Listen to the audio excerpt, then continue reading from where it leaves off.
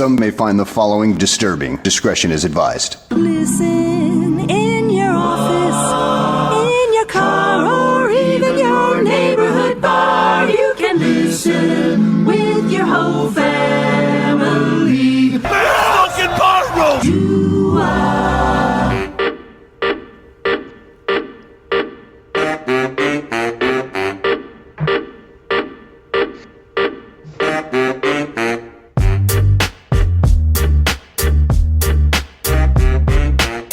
Proud of what we accomplished. We're not satisfied. If anything, I feel like it drives us more as we go forward. And last season I look back, it was about momentum, and really momentum that started when we hired Matt. And I felt like that just continued. 12-4, winning the division, making the playoffs, those are all things that we're proud of. But it's on us to ensure that we're on the right track and that we stay on the right track.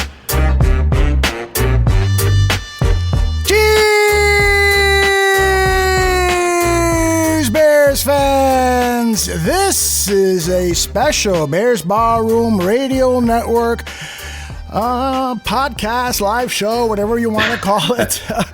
Circus. And you just heard Ryan Pace talking after the season, the 2018 season, and his end of the year press conference that was co-hosted by Matt Nagy, and it's going to be quite a different tone today.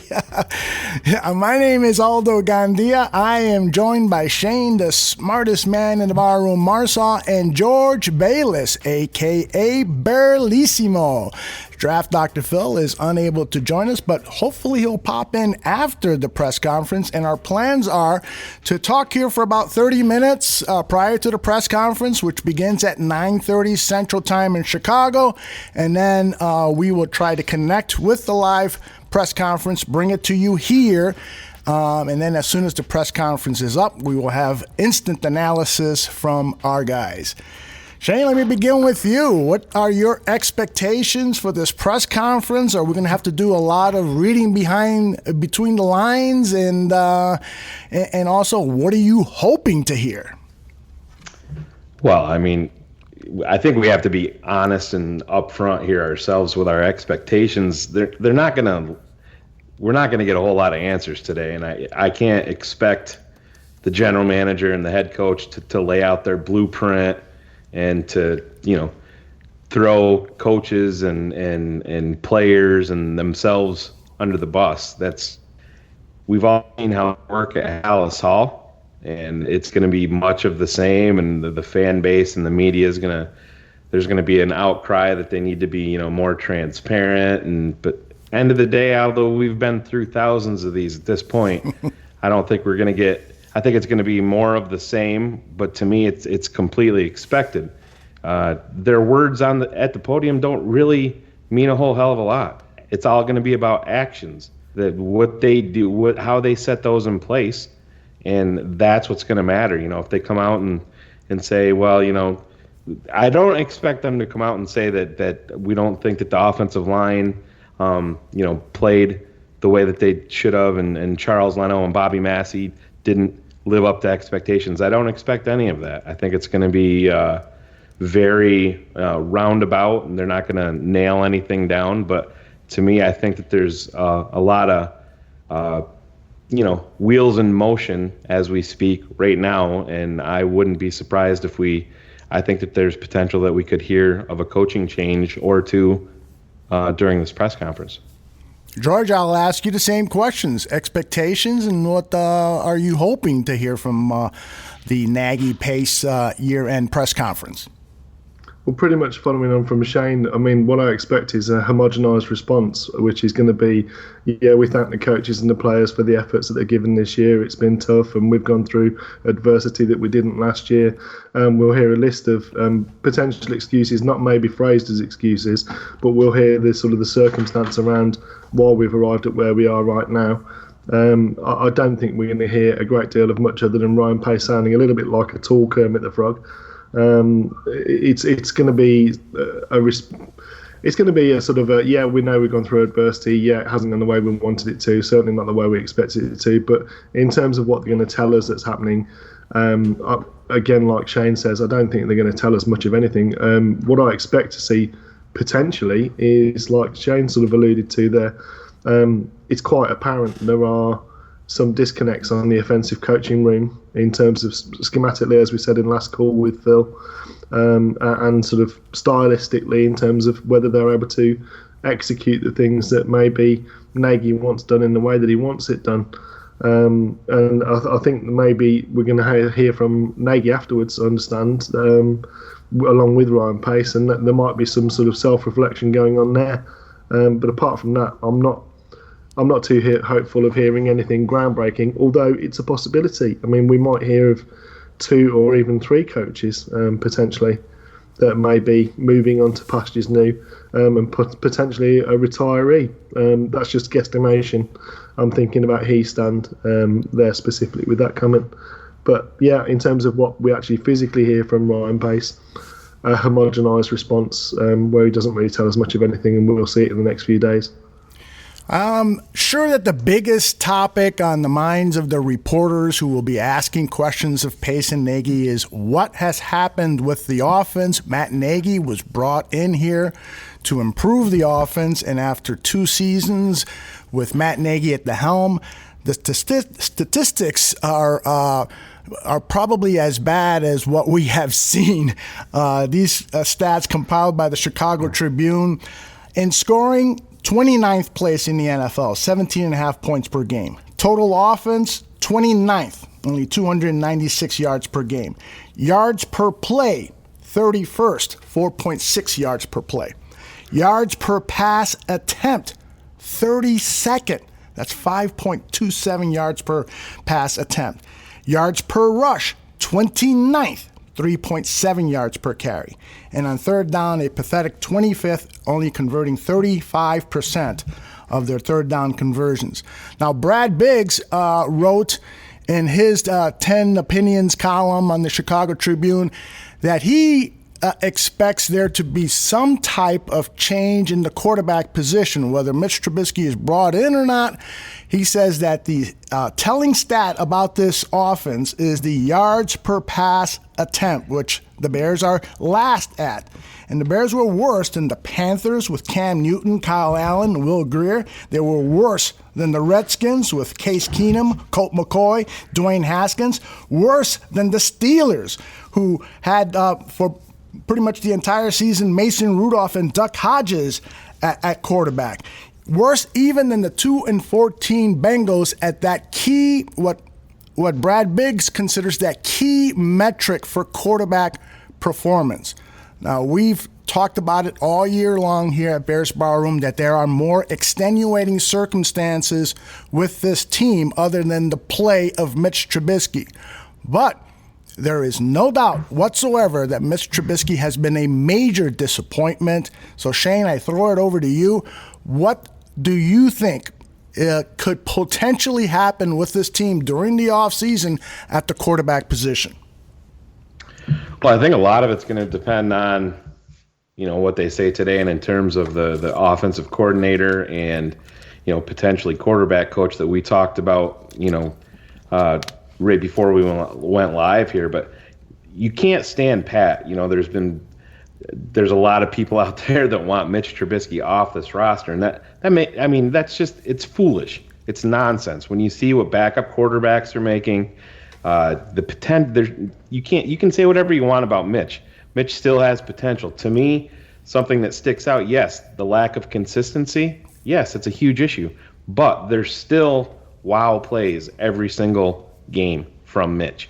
There's not the catastrophic meltdown, 4 interception, 2 fumbles, and a pick 6 that we would see, when Jay had his issues. But the entire room needs to be revamped, and that's why I believe that Ragone is on the chopping block. I think it needs a whole new approach. I think Nagy needs to concentrate on that room more. That's why I mentioned yesterday, I know Cars has talked about it. I'm sure George has mentioned it too. Shermer is out there. He's got a history with Nagy, very, very familiar with the system. Just worked with Daniel Jones. Daniel Jones looked a lot better than what my expectations were with him. Was he perfect? No. But you bring in a veteran offensive coordinator that's familiar with this division, also with his time in Minnesota, and I think that's going to, Nagy can start to delegate some of this power where he can concentrate on smaller aspects of the team that I think have been really overlooked. And, Matt Nagy, the BU mantra, all of that stuff needs to just be put out to fucking pasture and forgot about. Let's get back to some fundamental football. And this goes with Mitch too. This goes with him. To me, Aldo, you've heard me say it time and time again. I think the Bears have to be active in the free agent market at quarterback, and they have to double down in the draft and bring in another guy. That's going to revamp the room. You bring in a new voice at quarterback coach. You bring in a veteran offensive coordinator that's going to take some of the responsibility off of Nagy's plate, and then you see what happens. And the biggest thing that's going to be asked today that we haven't talked about in terms of quarterback is what's going to happen with the fifth-year option. People are going to be furious. Media is going to the Bears fans that don't like the Bears are going to rejoice, because I'll tell you what, it's going to get picked up. Mitch's option is going to get picked up. It's just that's the business side of it, because it's only guaranteed for injury. I would be very, very surprised myself if they don't pick it up, because they can rescind it at any point. It's the same type of deal that we're going to see here with Leonard Floyd. Are they going to invest that money? And you got to revamp that room. And if they stand pat and bring back Chase Daniel and let Mitch and then go draft a kid, I think it's a monumental mistake. George? I think you bang on. Yeah, I think Shayne's absolutely bang on when he talks about Shermer, because when we're talking about Nagy, Bears Barroom have been saying it all year, that he needs to sort of decide whether he's a head coach or an offensive coordinator. Clearly, he hasn't worked with Helfrich before, when he first came to us, and that issue on offense as to what Mark Helfrich does, and this is not any knock against Mark Helfrich, it's just the fact that maybe Nagy hasn't given him the opportunity to work as an offensive coordinator because he's been holding those reins himself. And if Nagy's going to move away from being an offensive coordinator into being a head coach, he needs that Shermer sort of philosophy. He knows there's a mesh. They've both worked in the scheme. They both know it inside out. And that also frees up the quarterback room in terms of getting rid of those two crutches that we've got sat in the quarterback room with Mitch as backups currently in Tyler Bray and Chase Daniel. There's no need for them anymore if you've got a Shermer in the offensive coordinator seat. So that's a very strong possibility and a very good shout, I think. One of the stats, you mentioned stats earlier, Aldo, and one of the stats that really struck upon me that you haven't touched upon there is that year on year, Mitch's quarterback rating, yards per attempt, and total yards and interceptions are almost identical to last year. The difference is that last year, as a defense, we were turning the ball over a lot more, and we were giving shorter fields to the offense. That meant that you don't have to go as many snaps without the offensive line giving something up, which is what we've done all year long. That offensive line has been the weakness that's stopped everything working on offense. And whilst everyone, rightly or wrongly, has an opinion on Mitch as to whether he can be a good quarterback or not, and there's been so much work done by people like Phil, people like me, and other people who take a snapshot of a single play and put that up as an offering as to whether Mitch can read a defense, which I think is to do a play in isolation is remiss. But there's a lot of people that have been sort of saying one side or another whether Mitch can, and we've seen that Mitch can. We've seen that when you give him time, he can make the reads. We've seen that when he's under pressure, he can deal with that. We've seen that when there's a pass rush, he can escape that, and he can threaten the first down sticks with his legs alone. So there is upside definitely there to having Mitch in that quarterback room going forward. But yes, the thing that we can't do is stand pat and just try and carry on with the same situation, because quite clearly, quite evidently, it isn't improving. It's actually getting worse. So to repeat the same thing, hoping for a different outcome, is the definition of madness, as Einstein said. But it's just to suggest that we stand pat, I think, is remiss. Phil asked the question on last call whether we should go for a vet or whether we should draft a rookie. I think, like Shayne says, I think the answer is actually both. It needs to be someone who can run the type of plays and concepts that we're asking the quarterback to do in this system, and that's RPO, quick reads, be able to push the ball downfield fairly accurately. So we're limited to the quarterbacks in free agency that would fit that mold, would be able to process and to do those kinds of things. But in terms of the draft, there are some guys that I think will be there in later rounds that have had 3 and 4 years of college starting experience in this type of offense. So there are guys that are out there that certainly, they might need a bit of work.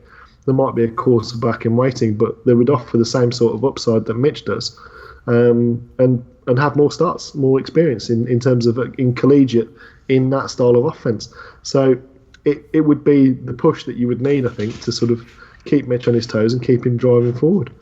But like Shayne said, and there's a reason why he's got the smartest man in the room moniker, is that we can't stand pat. It's got to be addressed. Kyle Shermer is a great shout for OC. Personally, I feel, simply because I think it's a move that I think Nagy could accept. And I think one thing that's very, very important that the Bears could allude to it today, I don't think they're going to come right out and say it, is this quarterback room, this how you revamp it, there's no starter. Nobody's handed the reins. It's wide open. I don't care who it is. And that's, if Mitch can't handle that, then Mitch ain't the guy. Sorry. It's the way it is. I think they originally wanted to go with the Philadelphia Eagles plan, kind of like the Rams did. And now, to me, you're changing your sights and looking at what Seattle did when they brought in Russell Wilson. They signed Matt Flynn in free agency. I think they traded for Charlie Whitehurst at one point. They had that 3 different guys, and they went to training camp, and Russell Wilson was the guy that stood out, and they couldn't keep him off the field. To me, you don't say that this is Mitch and it's all him. To me, it's all hands on deck, and whoever plays the best, whoever shows out the most, is going to be the guy. That's the way that I would do it. And if it's Mitch, then so be it. That's great. It's fantastic. He withstood it, but this is also going to lead to a revamp of how you approach training camp, because you can't not play your players and expect to have a true quarterback competition. You're going to have to put your people in there and give all of these guys an honest shot with legitimate players, and not guys that are going to be bagging groceries or, guest hosting on the Tailgate show next week. So that's the way. To me, it's got to be an open competition. I think you bang on there, Shayne, and I think that has to extend from the quarterback room as well to the offensive tackles. It needs to extend to the edge position on defense. It needs to extend to cornerback. We've played guys that have played subpar all year long. I look at Kyle Fuller, for example, signed a contract, large contract, and we let go of a lot in terms of not being able to retain Amos to keep Kyle Fuller. This year he's underperformed, and when you look at Tolliver's play compared to Kyle Fuller, arguably who has had the better season at cornerback in the snaps that they've had, you could legitimately turn around and say, well, actually Tolliver has provided better coverage and better tackling than Fuller has. Fuller has had more opportunities. So in terms of what we've seen this year with the amount of injuries that we've had in positions, you've got to have somebody there that wants that start, that wants that position, that wants that opportunity, and that is going to push the incumbent to be at their best. Certainly that's critically needed at offensive tackle, right guard, at the edge position over Leonard Floyd, because he offers nothing when it's needed. He offers flashes when there's easy opportunities that's sort of flatter to deceive. And, it's not... It sounds like it's a mantra. It's not just Mitch. But it isn't just Mitch. And yes, Mitch has got to do better. Mitch has got to improve. But I really feel that unless that offensive line is fixed, it really doesn't matter who we have under centre with Matt Nagy. He's going to continue to put people in positions where if the offensive line isn't going to get it blocked, it's not going to get done. That's my feelings on the QB position. I have asked people in the chat room who have joined us live here on our Mixlr.com channel. For those of you listening on the podcast, you should subscribe to our Mixlr.com channel, Bears Barroom Radio Network. You will get updates on all of our free live shows, and you can participate in the chat room like Mike Suma did when he said he would like to know what the hell Brad Childress was doing all season. So he'd like the media to ask that question. Heart 4803 says, will Mitch have competition? Will it be a vet or a rookie or both? He'd like to see that question answered, and he would like to see the question asked, will training camp be run differently? Will there be more reps against competition in camp, exhibition scrimmages, and so forth? Zach Sullivan says, vote for Nagy, point blank. What's the problem on offense, and what's the plan to fix it? And Sweetness Bear UK says, I'd like to know how pissed off Virginia was this year. I think that old lady was really pissed off. George, if you had a press pass today, what question would you pose to either Nagy or Ryan Pace? For the viewer and the analyst that gets access to the All-22 tape, that it's clear that there is a disconnect between play calling and blocking and execution. And as we're in year 2 of the system and we seem to have regressed in those areas, what are the fixes in order of importance that we need to address to make sure that we don't repeat that situation next year? Shayne, I'll ask you the same question. What question would you have for the tandem of Pace and Nagy? I would start it off and I would say, how much are contracts going to play in to who's going to be playing? Are you going to put the best 5 out there? The contract's going to come into play, and specifically on your offensive line. Ryan, you signed your bookends, your offensive tackles to contract extensions, and they didn't come anywhere close to meeting expectations. Cody Whitehair had a down season, so everybody that you've invested in too financially didn't meet expectations this year. Is that a reflection on the player? Is that the offensive line coach? Will there be a change there? And please explain that to me. Because I know that's kind of point blank, but I think a lot of these reporters, and we've seen it before, they want to pussyfoot around because they don't want to get their pass revoked. But I want to see some of these bombs dropped today by some of these reporters. That's the way that it should be, because you can say what you want about Ryan Pace and Matt Nagy and the truth. Well, if you're not going to ask them the correct questions, you're not going to get the correct answers. So don't be mad at Ryan Pace and Matt Nagy for coming out and skirting around the issues when the media are pretty much spineless and they won't ask the hard-hitting questions themselves. Be pissed off at them and hold them on notice on Twitter, at them, and ask them about it. Put them on notice. There's been one guy on this network that we've had on that has come on and talked about it and said that we had an effect on them, and that was Mark Grody, and that's why we respect him here. The other guys, go out and do your job and ask the hard-hitting questions, then you'll get some answers. I would ask this question of Ryan Pace and Matt Nagy. Have you met with your assistant coach staff, and have you assured them that they have a job in 2020, and or have you told anyone that they should start looking for work? Because that is what we've been talking about here. We're probably going to see some changes with the coaching staff, and it has to happen sooner rather than later. You've got to give these guys who are employed by the Chicago Bears now an opportunity to get another job. And so if you're going to release Dave Ragone, do it today. And if you're going to make other changes with other coaches, you got to do it as soon as possible. And that way you're also now available to talk to, Pat Schumer, if you're interested in him becoming the offensive coordinator. And by the way, Pat Schumer has worked with some Shermer. Excuse me. There I go again. Where's my drop? all the fucks up in the name. Those conversations should have already taken place. They should have. And so that's what I want to know. If it hasn't, that's incompetence. Mm-hmm. And, one more question real quick, Aldo, that needs to be addressed.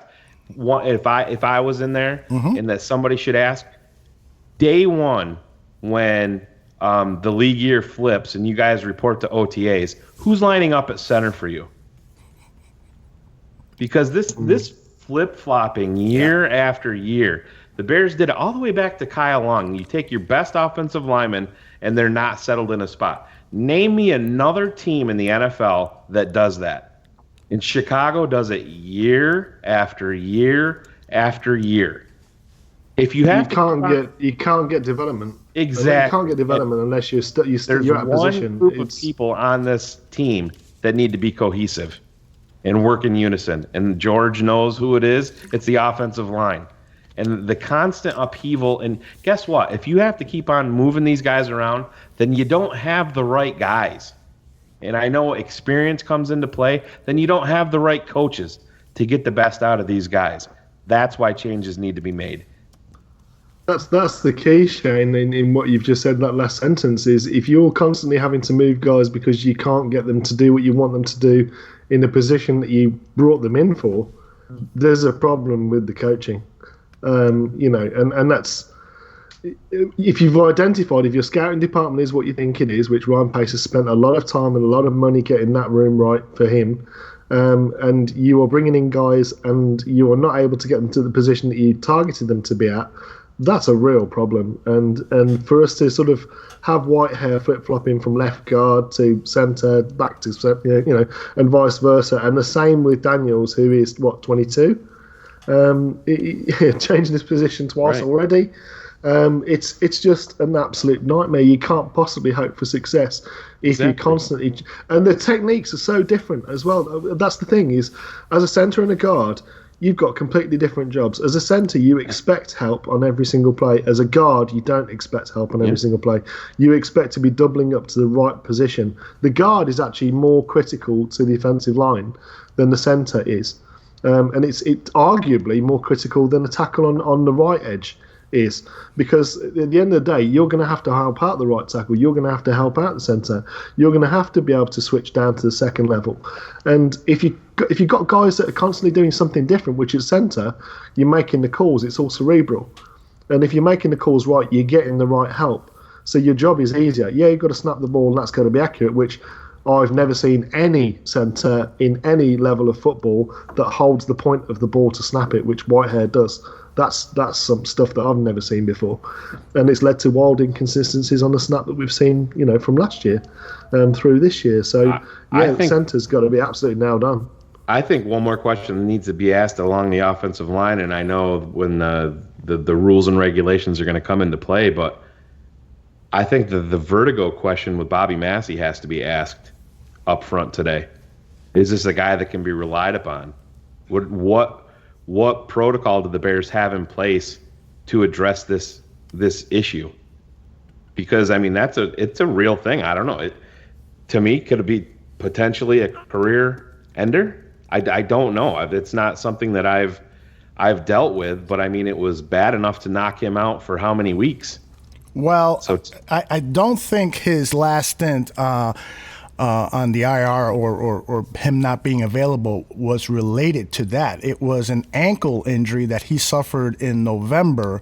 The vertical issue was earlier in the season, so I don't think that, unless they were not being honest about the vertical issue, it was an ankle injury that kept Bobby Massey, out for the last several weeks of the season. So, I think that question has to be asked of Trey Burton, knowing the importance of the tight end to this offense, and knowing that we did not get a tight end on the roster who had 100 yards receiving, and that the leading receiver at the tight end position was Trey Burton with, I think, 14 pass receptions.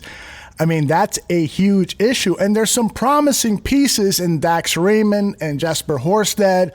But that can't prevent you from upgrading. Absolutely. It's the same thing. It's the same thing with Mitch. With you. Mitch could have went out and thrown 8 touchdowns the last game of the season and put up 400 yards through the air. Mm-hmm. It can't prevent you from adding to that room with legitimate competition. It can't. And that's something that the Bears have done for decades. And you look at all the years that when Brian Urlacher went down, and the defense was a shell of itself from one guy. And I said, that's a testament to this team with all of the drama, with all of the chaos that went on with Roquan, with Akeem going down, with the double teaming consistently of 52, with Danny Trevathan going down, everything that these guys, yes, they didn't play as well as they're capable of. Eddie Jackson. But you know what? To me, having a few days to look back at this, the fact that they went 8-8 is a testament, in my book, to the resolve of this team and the head coach. You can say what you want. Matt Nagy has been far from perfect, but this entire season could have got to 4-12 real quick. So you I agree, Shane, with the certainly with the front seven of the defense. That sort of plug and play mentality worked really, really well. And it's clear that Kevin Pierre-Louis and Nick Kwiatkowski weren't much of a drop off. Nick Kwiatkowski, his pass coverage improved so much last year. It was night and day difference. His ability to run the zone. Having Kevin Pierre-Louis, I think, alongside him actually helped that. So those guys, the drop off from Roquan, you got more upside and athletic ability with, Trevathan and with Roquan Smith, but the level of play and level of dependability didn't drop off with the linebackers when they came in. The same with the defensive line. Secondary worried me all year long, as I've made it clear several times that is. For me, that's the scary part about the defense.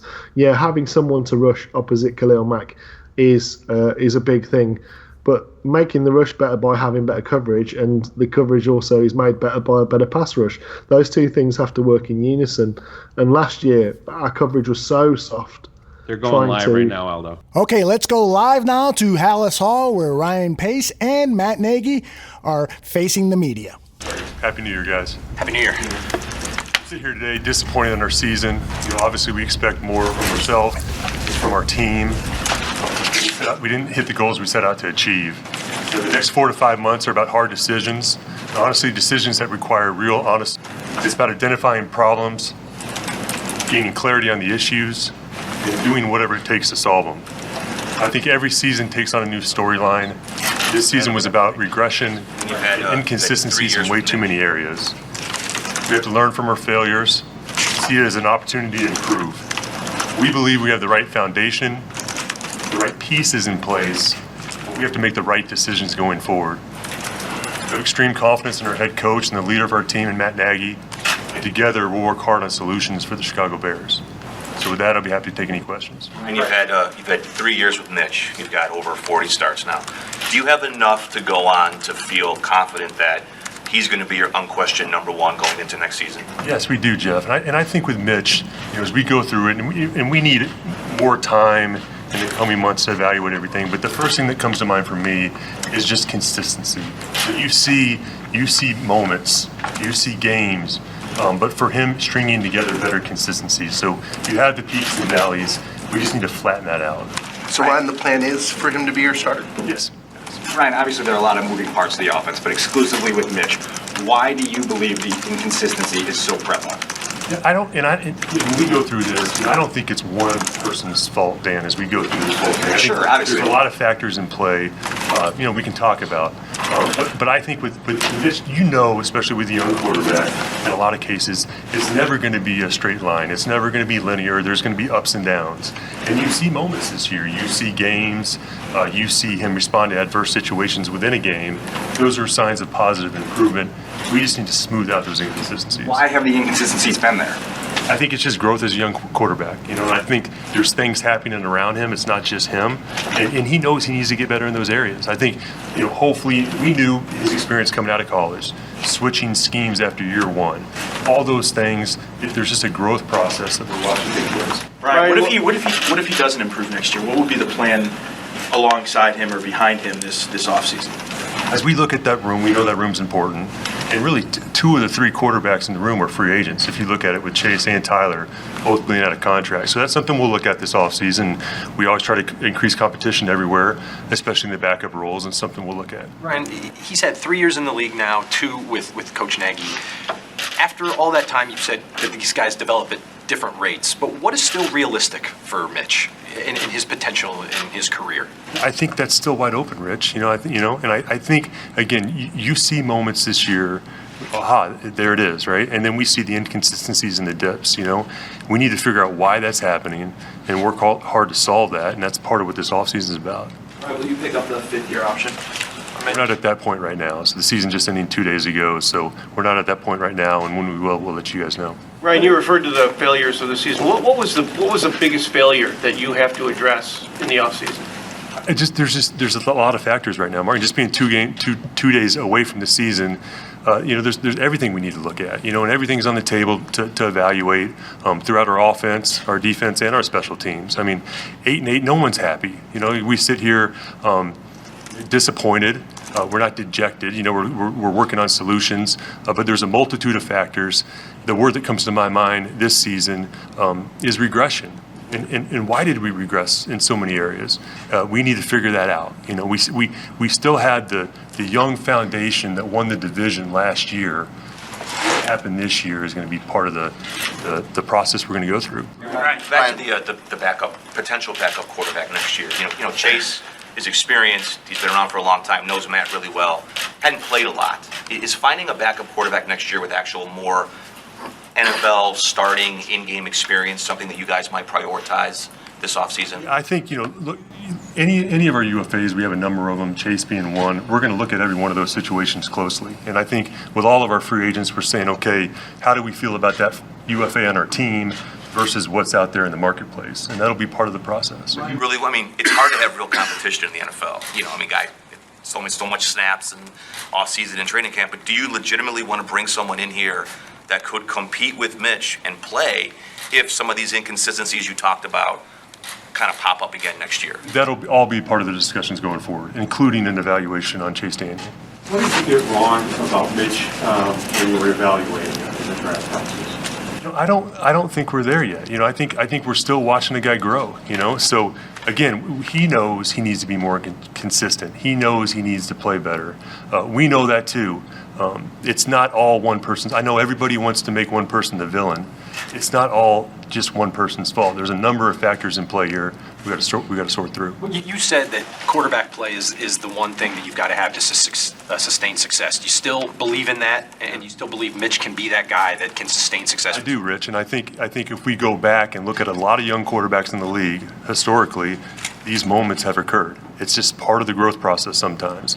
As much as we don't want to hear that happens. Ryan, are you guys going to make any changes on your coaching staff? That's a better question for Matt. Are you guys going to make any changes on your coaching staff? Again, similar to what Ryan's saying, that's all a part of the reflection stuff that I talked about a few days ago. So we're working through that. Just being so fresh to being out of this, we're going to look at everything right now. The timeline this is hiring season. Yeah. If you were to, would it have to be pretty quick? It all depends. Again, I think it's our job and it's my job to make sure the reflection process is done the right way. And regardless of the timeline, we want to make sure that they're the right decisions. Right, as it relates to the offensive system, the game planning, the play calling, what's your honest assessment of how Matt did this season in positioning Mitch and the offense for success? I think when I look back at this, things are easy when you go 12-4. For me, this season, when you go through adversity for players and staff, it reveals a lot of things. And this season gives me even more confidence and conviction in him as our head coach for what we went through and how he handled it. So extreme confidence in him as our head coach, extreme confidence in him as our play caller, and extreme confidence in him righting the ship and getting us back on the track we want to be on. Where would you like to see improvement for him as an offensive overseer to get more production more consistently? We're all in this together, so it's improvement from him and I together. And there's one thing I think when you go through these adverse moments, it strengthens our relationship. So together, it's what do we need to do to improve our team? What do we need to do? What can I do more to help him? And that's going to be part of the process. What specifically gives you confidence about the play calling in that area specifically?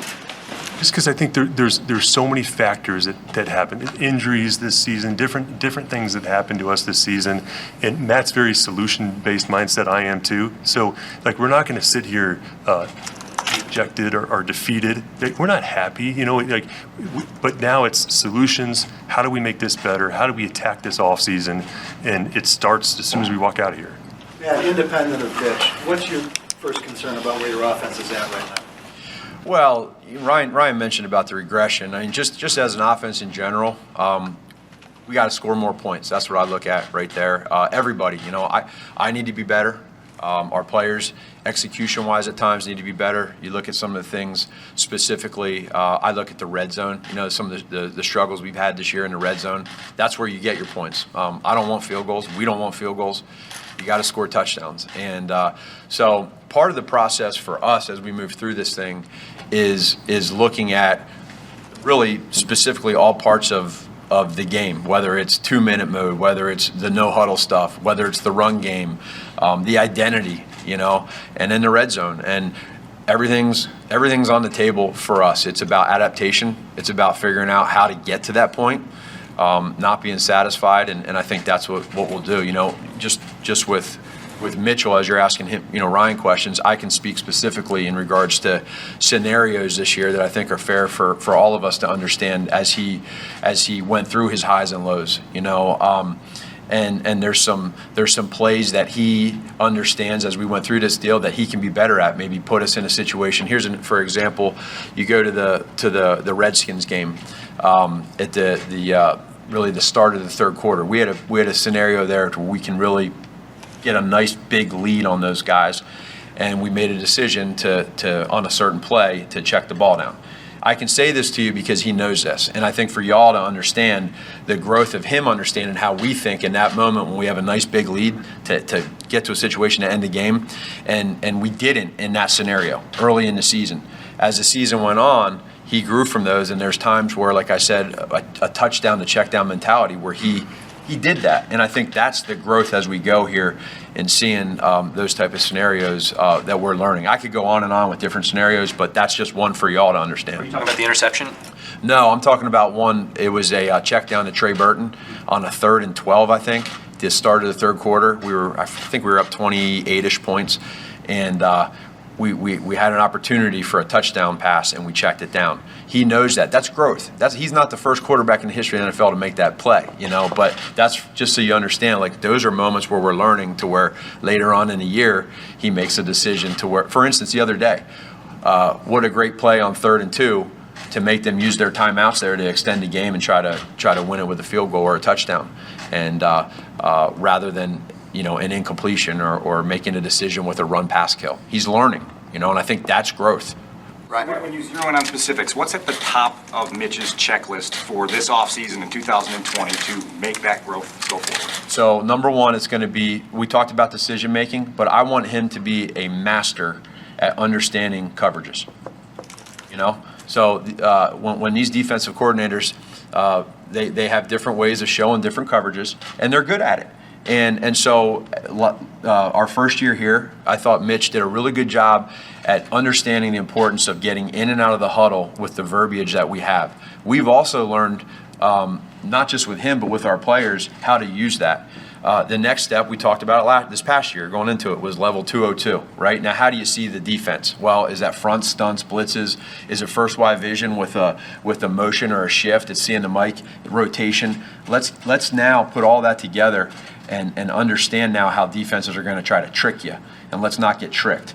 If we do that, we slow the game down, and we collectively get other parts of this offense fixed, which I know we can, and that's our job. That's the exciting part, is that looking for solutions, staying positive, believing in people, and getting this thing done. Right. When you have two quarterbacks that were drafted after Mitch in the playoffs, and you have another guy drafted the year after who's probably going to win the MVP, how are you able to stay this patient with him when younger quarterbacks are accelerating at a different rate? I think it's just understanding that they're all different. It's all case by case. There's all different backgrounds and scenarios and situations they're in. I think you just got to recognize that. Ryan, team is handled maybe growing while he grows or failing while he fails. Mitch. Yeah, I think, the team, Adam, is growing collectively as a unit. So, we're a relatively young team. There's been change recently with Matt last year and Chuck this year. So I think we have a lot of high character and strong culture in our building, and they all understand it's a growth process. There's a number of NFL teams that are going through this with young quarterbacks, and it's just part of it. But again, it's not all him. We're growing in a lot of areas throughout our whole roster. Where's Mitch at with his shoulder? Will he need off-season surgery? We're looking at that right now. So it'd be his left shoulder, just doing the exit physicals yesterday, just kind of going through it. There's a potential he could. We're just going to go through that. Man, just to go back to the mastering coverages for a second. Yeah. How far away is he from that mastery right now? He's not far, but what we need to do is we need to really hammer through on in this offseason here, understanding, the amount of different coverages and different looks that you get from these different coordinators that are out there. And that's not hard. That's just a matter of continuing with that commitment of doing it, and then learning how to do it is great. I think that, he's right there. It's just a matter of doing it and then taking that too and transferring it to the field with practice and games, et cetera. What about his mechanics? Would you like to see him do something maybe differently in the offseason so there's more? Not mechanic-wise. I'd say, Adam, the biggest thing for him that we can continue to work on is, and he'll tell you this. Matter of fact, we were just talking last night in the evening a little bit on the season, and one of the things that I think that he wants to improve a little bit is a little bit of his footwork in the pocket. A little bit more trust where you're not drifting out. Now, it worked for us on 4th and 9 at the end of the game last week.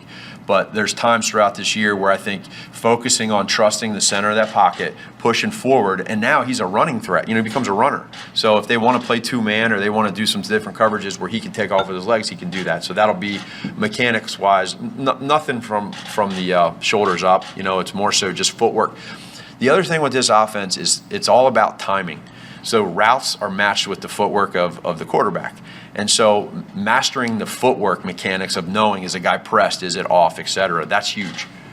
Ryan, when you're invested emotionally so much in a player like Mitch, and you want him to succeed so badly, does that make it tougher to analyze him objectively? And have you talked to people outside the organization who kind of objectively confirm your belief in him? Yeah, obviously you have a lot of peers throughout the league you talk to and you lean on, not just with him, with, a lot of things with our team. It's good to have outside opinions from people you respect. But I think, Mark, one of the things maybe as a strength of mine is to remove emotions and remove those feelings, and it's always just what's best for our franchise. And I think, Matt and I both operate with no egos and a lot of humility, and every discussion we have is what's best for our team. So I understand what you're saying, but that never factors into my decision making.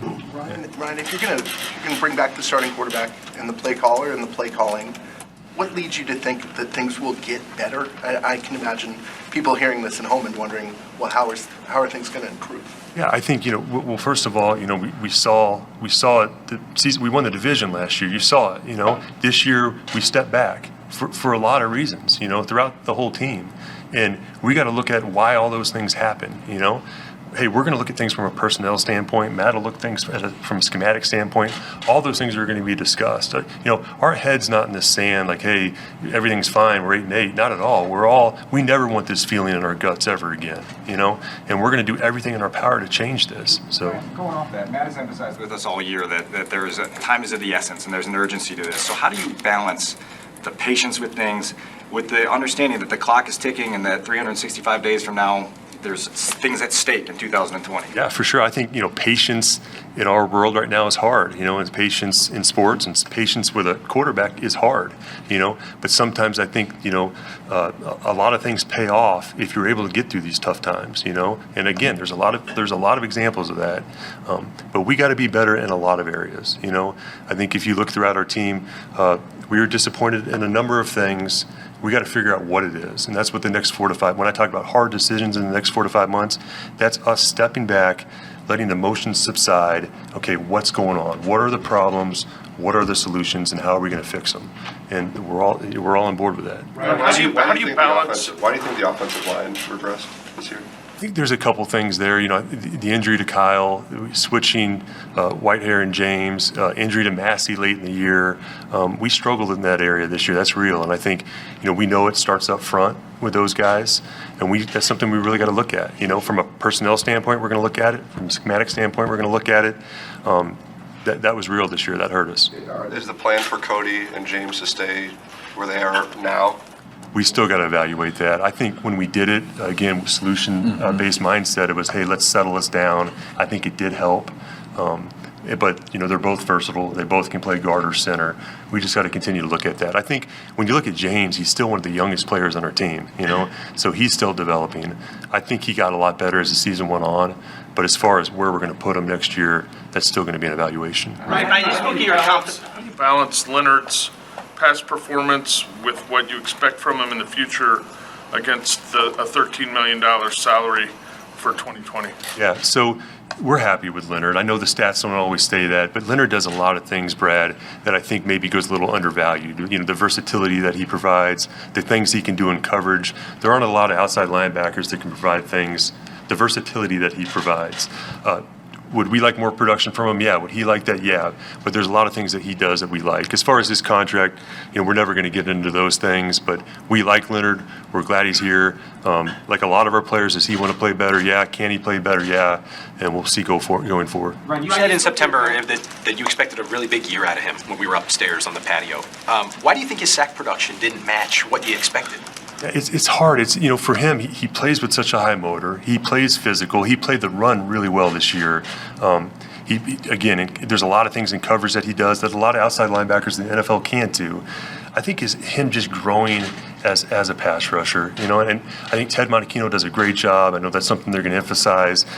And there's a lot of times this year, Rich, where he's so close. If you look at his pressures and his hits and his hurries, they're up there. The sack production, not so much. And I think in a lot of ways too, you look at the sack production of our entire defense. How many times this year were we playing with big leads where they could really pin their ears back? So I think there's a little bit of a complementary football aspect to our sacks, our turnovers, that's connected all together with our team. Ryan, where are Trey Burton and Roquan Smith with their injuries? And is there a timeline for when they're going to be 100% again? Yeah, so really, guys, we talked about Mitch. There's 3 other surgeries to talk about as we go into it. So Roquan had a recent surgery on his pec. The goal for him would be a training camp. Trey had a recent surgery on his hip. We're hoping that's the underlying issue that's all connected. Goal for him would also be training camp. And it looks like Anthony Miller's going to need a surgery on his left shoulder. Same timeline for him. Is it the same shoulder as last year, or? Yeah, left shoulder is the same as last year. He did it on the kickoff return in this last game. Ryan, can you explain what happened with Trey this year? It's just, he's coming back. We're bringing him back hopefully at the right pace. He never quite felt right. He never felt full speed to us. So being thorough with it, second opinions, other doctors, working with his agent, working with us, our trainers. This is something we're hoping is the underlying issue. This is a different area where he had the surgery. It's on his hip. It's on his labrum, and we're hoping that's going to solve it. Is there an error in rushing him back for camp? No, we don't think so. We don't think so. This was just injuries, especially with him. It was a fluid process. Like what's happening, and just working together with him through all that. And so we're optimistic. This is what it is. We're going to see a benefit from it. Hopefully, we've solved it. We all know the type of player he can be when he's healthy, and we're optimistic that this hopefully fixed it. Ryan, given that Trey's availability is now an issue for you, how does that affect your plans for the position going forward? Yeah, Dan, I think availability really with both of our tight ends. Let's be real, with Trey and Adam, not having those guys really hurt our offense. Matt talks about all the time the importance of the tight end position to our offense. We lost 2 tight ends this year. But we have to be honest with ourselves. Availability is critical in our league. So we have to protect ourselves as a franchise too. So that's something we'll look at. We like those guys. They're talented. But we need availability at the position as well. Right, back to Mitch. So Shaheen's talented. I think what has hurt his development, especially being raw, small school, is just the time he's missed. When he's played, we've liked what we've seen. He just hasn't put it out there long enough. So he knows that. We've talked to him about that. He's frustrated. We're frustrated. He needs to stay healthy to continue to develop as a young player. So you see Shayne, at least with the team in training camp next year, trying to win a job? Yeah, I mean, he's under contract, so he's just going to have to work through it. Yeah. With Miller's shoulder, is there concern that this is going to be a bigger issue the second time? Yeah. Shoulder. Yeah, talking to our docs and trainers, I don't feel that, Brad. This is something that we can get fixed. I know they're confident in the outcome of it. This is new news to us, basically just yesterday, that he's going to need this surgery. But we don't have any long-term concerns with him. Ryan, what did you make of Anthony's season to go, the first month the way he did, but then also to break out, in the second part of the season the way he did? He's so talented. He's so physically talented. We talk about a player's ability to separate from man coverage and what he can do in the slot. He's so talented, and I think he's a young player that's still trying to learn the offense. Gain trust with the quarterback. And Rich, I just think as the season went on, that increased. He got more comfortable. His dedication to learning it in meetings, away from the facility, I think you felt that. When Anthony knows what he's doing on offense, he plays so fast. And he can be such a dynamic part of what we're doing. And that's important going forward. So I think as the season went on, you just felt his comfort level improve and then our trust in him improve. With all you went through in the... It's so critical with Anthony. What are your emotions now knowing that you won't have him for the first stretch? Yeah, it's tough because you do wish you had that, but that's a part of this deal. It's unfortunate. It happened, and so you gotta stay positive about it. We got to make sure that we keep him mentally in it, and then when we get back to training camp, we pick up from there. I'm really proud of the way that I think that he grew. He needs to continue to keep maturing on the field with some of the stuff, post catch type deals, and he's been better at that. And I think that his talent is there, and I love his energy. But we want him to just keep growing as a player, both especially on the field, being smart with that. He's done that. Obviously, premier defensive player. I think you can definitely tell the attention that our opponents focus on him. That's a big part of it. Khalil, Khalil wants more production. We know that it's there. There's so many things that he does that I think they go a little unnoticed. The way he plays the run, the attention that opponents have to put upon him. But again, I think when you look at our whole team, we all want to play better. Khalil wants to play better. He knows he can play better. But trust me, we're very fortunate to have Khalil Mack on our team. I mean, the one thing I'd like to say on that real quick is just remember that just like we went through it last year with offense, defensively, Coach Pagano going through learning who guys are, how to use them, where to put them, that sort of thing. So it's going to be great to get feedback from players, from coaches, et cetera, to have that next year together. Ryan, with all you went through in the offseason kicking search, how did you feel about the results you got from it? We feel good. Going through that process in the summer months, reflecting back on that now, that's something we're very proud of. And that was a collective effort with our coaches and our scouts to thoroughly go through that. And the goal the whole time was to hit on a young kicker that we can grow. And we feel like we've done that with Eddie, and he finished the season strong. He made 11 straight field goals. We feel like he's going to continue to get better. That room is very tight with Scales and O'Donnell and him. They all push each other. I think Tabor did a great job with that development as well. And we're excited to see that continue to play out. Right. We talked to you about how maybe some of his ups and downs might test your patience. Then when he went through that period in the middle of the season, how did it challenge you? And what did you see from him? What did you want to see? And what did you see when he... Yeah, I think the good thing about that is when we all have ownership in that decision, we all want to see it through. So we never wavered or never lost confidence in him.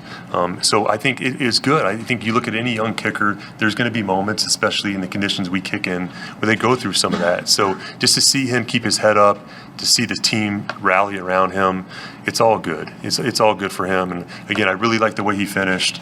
We talked about it, walking up the stairs on the airplane after the game. And I told him, I said, you should be very proud of what you've done. But, but he said to me, I'll never forget where I came from. And I just think him having that attitude and never get complacent is going to carry him a long way. Do you need to upgrade at offensive tackle? And can you even do that with Leno and Matthew's current contract status? Those are all off-season things we're going to look at. I think, Mark, one thing that's always been in my mind is we can never lose track of always adding talent to our offensive line. It's so critical.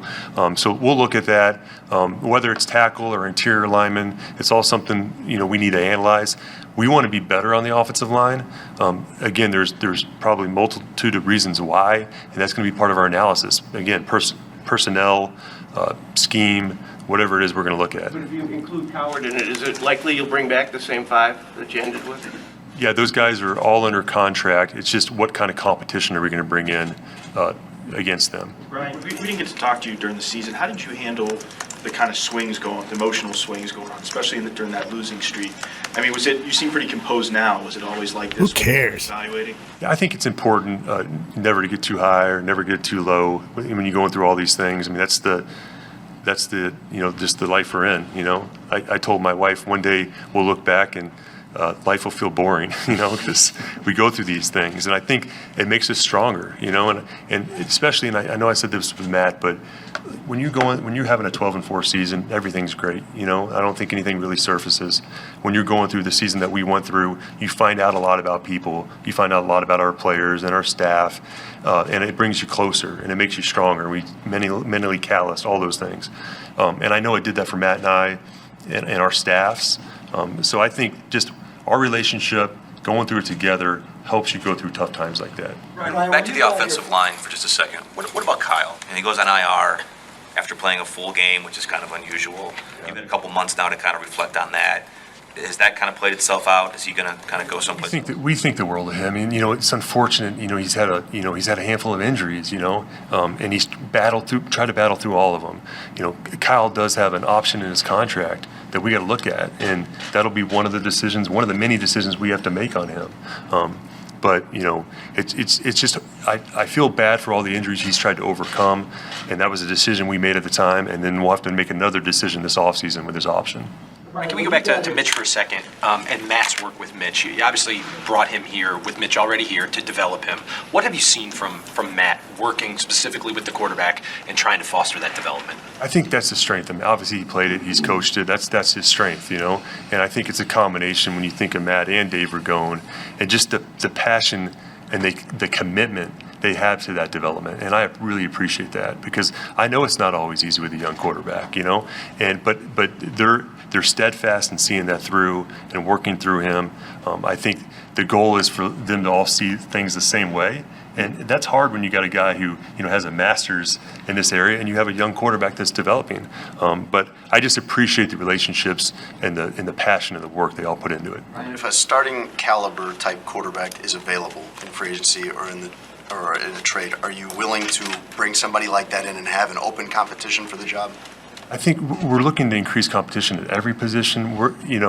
Mitch is our starter, and we believe in Mitch, and we believe in the progress that he's going to continue to make. But 2 of the 3 players in that room are free agents, so we got to look at the quarterback room is critical. It's important for us, and we're always going to try to make it better.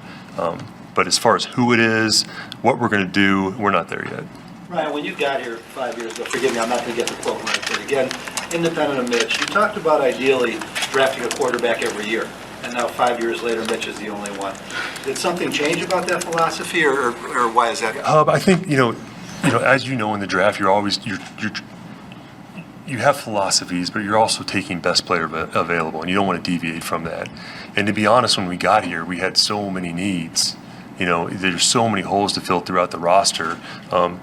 You're doing whatever you can to fill those holes, And so sometimes when you look at the draft board, wherever it is, and you've got more talented players on the board that are also hitting major positions and needs and major holes on this offense, it just doesn't always line up. But I do think that drafting a quarterback, developing quarterbacks, that's important for the franchise. I mean, for a lot of different reasons, you've seen teams do that to their advantage to flip them for draft picks. So it's something we talk about. It just hasn't been something that's lined up in recent drafts. Doesn't mean that's something that we still don't believe in and something that can happen. It just hasn't happened in recent drafts. Couple more here, guys. Couple more. You have in this roster. Why is it best to have a quarterback you and that is still developing as opposed to somebody who's done it before and has proven? I think because I think the dividends that can pay off if it comes to fruition, And I think, again, we've seen this before with young quarterbacks and what the trials and tribulations they go through. It's part of it. So if sometimes if you stick with it and you see it through and you're dedicated to the development of the process, that can be very beneficial to the organization long term. With 2 picks in the top 100, how much better can you guys get in the draft for 2020? Yeah, Brad, we feel good about it. Just the quantity of draft picks we have in this draft is much better for us. Will give us ability to move around in the draft if necessary. Having the 2 second-round picks is huge for us, especially we can already feel the depth of this draft. That's something we hadn't had in recent years. So to have that quantity is important for us. You keep the quantity because you've had a tendency to want to move up, and then that's how you lose the quantity. Yeah, it just depends on what's there, and we'll see. Brian, you have conditionals on the Eagles, and I believe as part of the Mac trade. Can you tell us where that hits? No, I don't want to get into those details. Some of those are still kind of ongoing situations too. Yeah. Rich, last one, go ahead. Just you mentioned regression. One of the statistical regressions this season was Tariq, yards per touch, touchdowns. What did you make of his season and what he has to be for you guys going forward offensively? Obviously, he's a dynamic player in so many areas, in the run game, in the pass game, in the return game. And, Tariq, and we all talked yesterday too, and I think, Tariq wants to be better. Tariq knows what he can provide to this offense. And I don't think it's one player, Rich. I think, we took a step back in a lot of areas. And, I think Tariq can be better. I think he knows he can be better. He's a huge part of our offense. He's a huge part of what we want to do going forward. And we expect a better performance from him next year. Thanks, guys. Thank you. Thank you, Brian. Thank you, Matt. There you have it. The Hallis Hall press conference is now over, and the headlines are Matt Nagy got a vote of confidence from his boss, Ryan Pace, and Mitch Trubisky will be the starting quarterback in 2020. Additionally, Mitch is facing surgery. It's likely that he will go under the knife for surgery on his left shoulder. And I might want to cue up Phil's rant music for Shayne here, because Anthony Miller is also going to go under the knife. Yeah. Something that Shayne has been preaching about, that putting Miller back on special teams was a mistake. He said it before that play, and I'm sure he's going to say it again. Let me go around the table, starting with Shayne. What caught your attention most from this presser? It's kind of what I expected. I know I was popping into the chat and checking Twitter and getting some DMs and texts from people, and there's a lot of people that are fired up, but I'm not shocked by any of it. I just sent you and George a screenshot of a tweet from Lauren Cox of Ryan Pace when they signed Mike Glennon. We're fired up. Well, when he made those comments, he pretty much also knew that he was going to be drafting Mitch Trubisky in 6 weeks. So a lot of it's bullshit poker face. So we can't forget that here. You're never going to get concrete answers. Stuff about Adam Shaheen. Yeah, right now he's on the roster. We're not even into the offseason yet. That doesn't start until March. They're going to give you these canned answers, and yes, they are hard to swallow. I totally understand that because we're so invested in this. But in terms of the overall presser, I'm not surprised.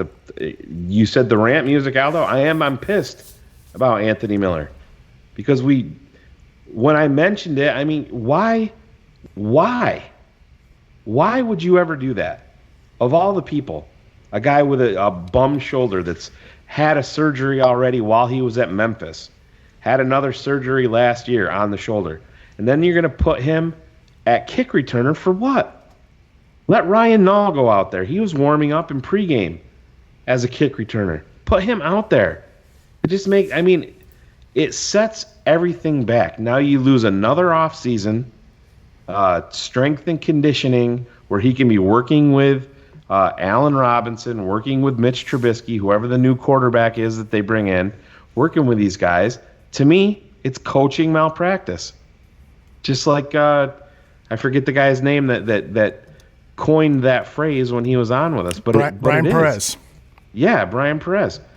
And it's you see that way too much in Chicago. But to me, everything that we've been preaching, yes, Mitch obviously needs to improve. Has a long way to go. But George has said it. Aldo, you've said it. Phil has preached it and showed you on Tape Never Lies.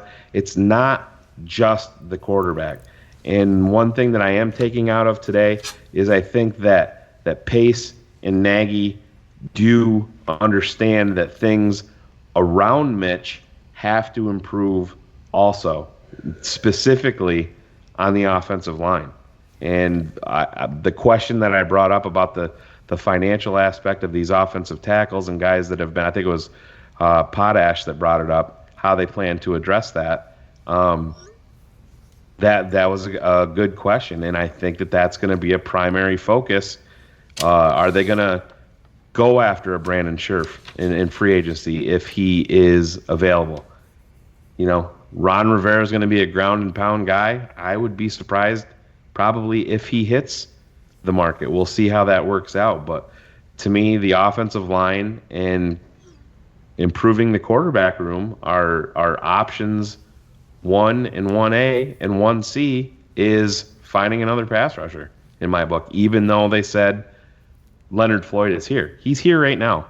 They like Leonard. Doesn't mean that they're not going to offer him up in a draft day trade, or New England's going to offer a pick for him, which they like to do with these guys that have these options, and then they can let them test free agency and get a compensatory pick back. So take everything that was said today with a pretty big grain of salt. George, your thoughts? Firstly, I'm disappointed in the Chicago media that were present and the amount of time that we wasted going over and over and over the same question with the same answer about Mitch. 15 questions about the same thing? Mm-hmm. There were lots of hints in there that came back from Pace and from Nagy that I found interesting. I also found it interesting that Pace only mentioned confidence in Nagy. I think that's big because I think there are some other answers that came out in that presser about sort of schematically offensive line, etc., and the quarterback room. And I think, answering a question without answering the question, I think you can read between the lines there and suggest that something is either going to change schematically in terms of what we're calling, which is Pace maybe telling Nagy to hand over the reins to someone else to call the plays, or it means that Heastand is likely gone, or he's going to, try and force him to do a scheme that he hasn't coached before. Must have been watching the Tape Never Lies all season. Yeah, maybe listening in to the Bears Barroom, etc. And but yeah, it's those were two of the main things. The thing that really pissed me off about so the things that we know that were real shit shows about this offense this year and defense. So availability of guys that previously we've had difficulties with. The tight end room. The reason why there was flux there is because Trey Burton has never stayed on the field. Adam Shaheen has never stayed on the field. So that's availability. In terms of Bobby Massey missing massive amounts of time. In terms of Carl Long, persisting with a guy, Pace mentioned there, we've let him go back in when he's hurt and he's been a warrior for us, and that's why he's now in the position that he's in, which is so injured that he looks like he's done as a starter in the NFL. I think Pace was in some way contritely sort of saying that's on me and the coaching, allowing him to keep going back in when he's hurt because we thought that was the best option. I think Kyle thinks he's gone, so that's another thing. The problem for me was, 15, 16 questions on Mitch. How many questions about the defensive secondary that gave up massive plays this year compared to last year? None. Not one. Don't you think that was always going to be the point, though, George? I mean, I would have been shocked if the quarterback questions didn't eat up a majority of the press conference. I don't know if you feel the same about that, Aldo, but to me it was always going to be, 75-25 or 80-20 or even 85-15 in terms of quarterback versus everything else, because that's just the nature of that position, especially here. As a reporter, I get that, but I was just disappointed we kept asking the same questions. Yeah. It's just rephrasing. Yeah. Right. As a reporter, you sometimes will ask the same question and hope that the interviewee will reveal something different the fifth time that they've been asked a question. You didn't like Brad Biggs asking, "Do you think that you can get better in the draft?" I mean, what a fantastic question. I don't know. We're really upset about those 2 second-round picks, and we have no plans to improve it. Give me it. Yeah, we have 7 picks. We don't know what to do with them. Brad, you want to come in and help us? We got a buffet going on in the draft room. Trade them all to donuts for a donut to be named later. Yeah, I'm glad Fishbane started. Actually, was the one that came in and mentioned defensive line, because that actually got us moving towards something that might give us some answers that we can actually get a change from, that's going to actually improve the offense as a whole rather than just QB. But like I say, I think there's a missed opportunity in that presser to ask anything about the defensive secondary, because that, to me, in the defense this year, that's where most of the turnovers came from last year. I mean, what was it, 20 something interceptions that we had last year, and we had a lot of interceptions and a lot of turnovers. It was 27, and that was what dried up, and that was the obvious difference in the defense this year, was playing much softer zone coverage. It just and nobody there was an opportunity to ask about, did we really allow maybe too much on the new coach Desai Townsend with regards to the secondary? Should the defensive coordinator have maybe had a greater hand on that, given that's his specialism? Because it appeared to me that we were more focused in trying to deal with the flux in the front seven with injuries and things like that than we were about making sure our secondary was tight and helping that situation. I want to let our listeners know that we've got a very special guest joining us now. He's able to pull away from some family obligations. His name is Draft Dr. Phil. Draft Dr. Phil, how are you? Oh, shit. Oh, shit.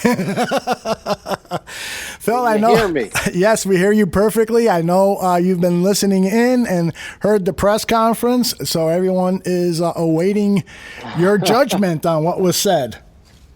First of all, I was listening to this show. What a great job you guys are doing today. Bears Barroom again. Music free. Bringing it. I know, I'm disappointed. There should have been at least 3 Draft Dr. Phil songs to start out the show. Fuck a Brit. Fuck a mailman. Fuck a Nagy. Fuck a page. Fuck a front. Fuck a cliche. Fuck Mitch. Fuck backup quarterback. Fuck a competition while we're at it. Let's say competition, but not bring competition. Let's talk out of our side of our face, then talk over here. We haven't seen you in fucking 12 months. But yeah, everything's okay. You can't fuck Leno, fuck the offensive line, fuck your culture, fuck everything. What do they do here? I know Shayne don't care about a presser.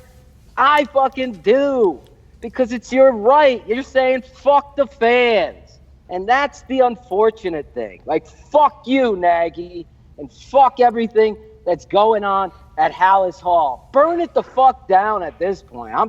It's so frustrating. It really is. I'm sitting at the gym trying to work out and go to breakfast with family. I'm listening to these fucking cowards go up there and give you hook, line, and sinker. I didn't know and I'm going to give him a shout out, my boy Mark Grody. In his defense, Shayne is in the studio today hosting the show, and he's fired up. He texted me because there wasn't enough questions about the left tackle position and how that might have hurt your quarterback's growth in year 2.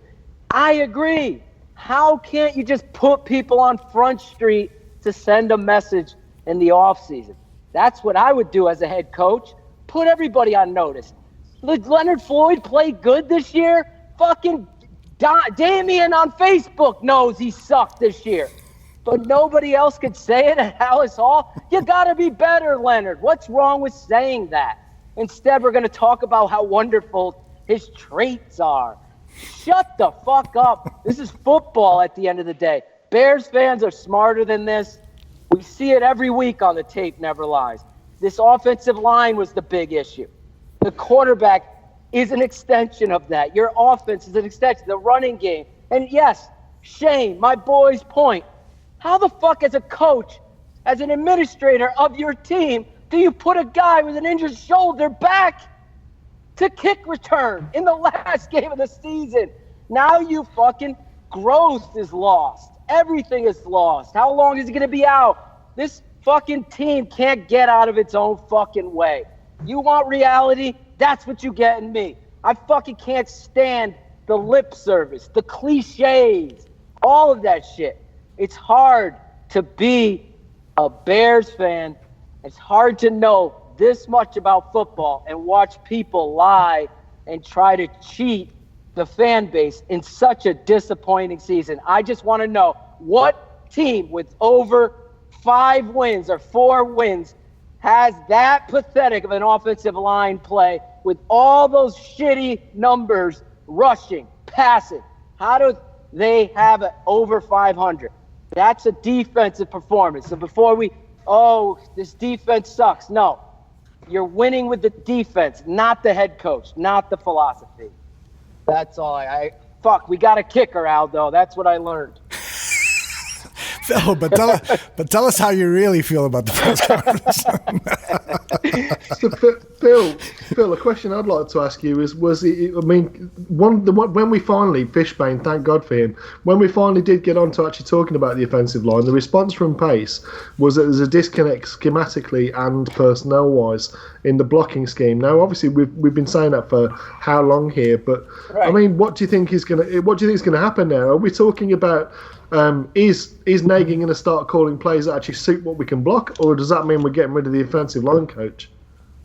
Oh, man, it's hard. Because on one point, Shayne's right. In that technical speak, I think they are going to give you cliches, and they're not going to give you their hand, so to speak. But in regards to performance and things you can confront truthfully that are known, like, is there going to be quarterback competition? I'm sorry that I'm skipping. How could you go there and say, Mitch is our guy, that's it, and not admit or open up and talk over the... It's a poker game, Phil. I understand that the honesty and the accountability of it. Listen, just say behind the scenes if Chicago said that they're going to move on from Leonard Floyd and they've had those, or from Charles Leno at left tackle, and they've had those discussions behind the scenes. They're not going to publicly come out and eviscerate this guy and kill. I totally agree. But that's why it's the poker game. You're never going to get a. They can say, Shayne. He's already under contract. He's got to play better in our scheme. He wasn't good. There's nothing wrong with that. It doesn't take away his value. But everybody in the league knows he sucks. Exactly. They all watch the same tape. They're never going to come out and even when in terms of Floyd, they're never going to come out and say we drafted this guy top 10 to get after the quarterback. They're going to, yes, it's a dog and pony show, and it is bullshit, but that's part of the game. Lauren Cox sent out a tweet that said, Ryan Pace, hey, we signed Mike Glennon, we're fired up.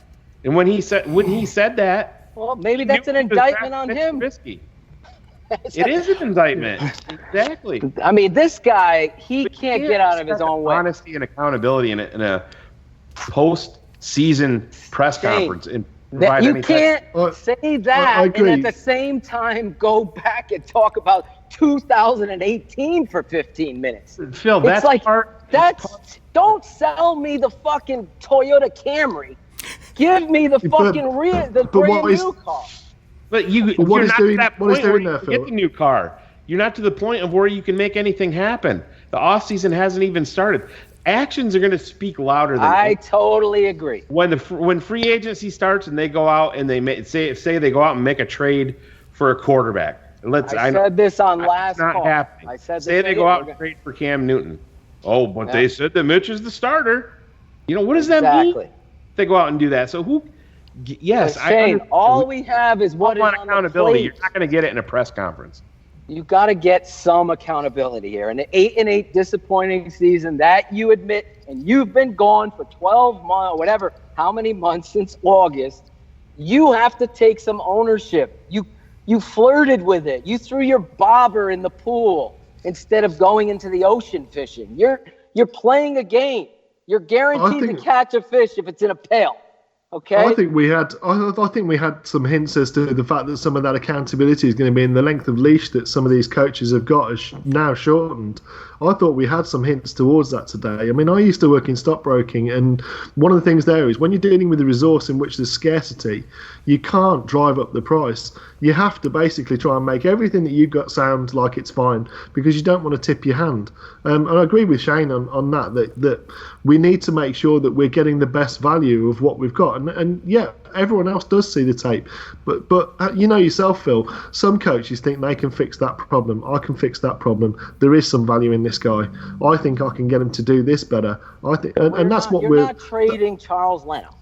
Okay, No, well, that's why not I want to realistically. clear this up. We're talking about Leonard Floyd? about calling out an offensive line. Leonard Floyd is different. Shayne is 100% right. You want to just keep it precocious, you know, like you're in court with your ex-wife. You don't want to start fighting there. Bill's Now busting out the fucking big odds words. go- We can tell we're in the offseason. Doesn't matter. It doesn't make sense, but that was a nice big word. Copacetic. Copacetic. That's better. There you go. We want to keep. I can actually see you guys. You can't see me, but I can see you guys, and you all look handsome. And I'm glad I'm making you smile, because that's what I do here. My anger makes other people happy. I don't know why. My wife gets so use your fired. hate, Phil. Use your hate. We need that to be a drop out. Though. I got it. Hold door. Hold door. Hold door. I just, you know what? At the end of the day, the politics reign supreme. When I want, and I get what Shayne is saying, he is the smartest man for a reason. I get what George is saying, but at the end of the day, football is the blood source of what it is you're up there talking about. And if you have a bunch of fucking pity-patting Charles Leno lookalikes asking questions, then you can't get the absolute, hey, wink, wink, we are going to make some changes in this coaching staff. And that's the difference between a Nagy, Pace, and a Parcells, and a Belichick, and some of these guys that don't answer questions, but do answer questions when they're forthright and they're out of the chaos of, we could go any which way with this. Were you happy with Leonard Floyd? He answers and starts talking about the pressure. No, were you happy with him, though? Did he play good enough is the double down. Then you get the answer. No, he didn't. He's got to be better, and he'll be the first one to tell you. Now that's football blood pumping in my soul. Now I know that you're responsible as a parent or coach or whoever to get the most out of this guy. You doubled down in defending Mac. You heard the coach, let me chime in on this, and he doubles down to do that with every question. Answer it with the understanding that the Bears fan base is as disappointed as you think you are today. Well, you hold the controls.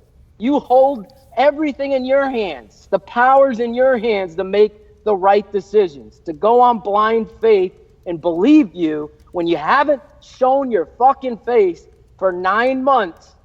That's hard, especially when you've seen the barber, I'm sure. I didn't get to see it because I was listening to you guys. But I'm sure he had a fresh new haircut.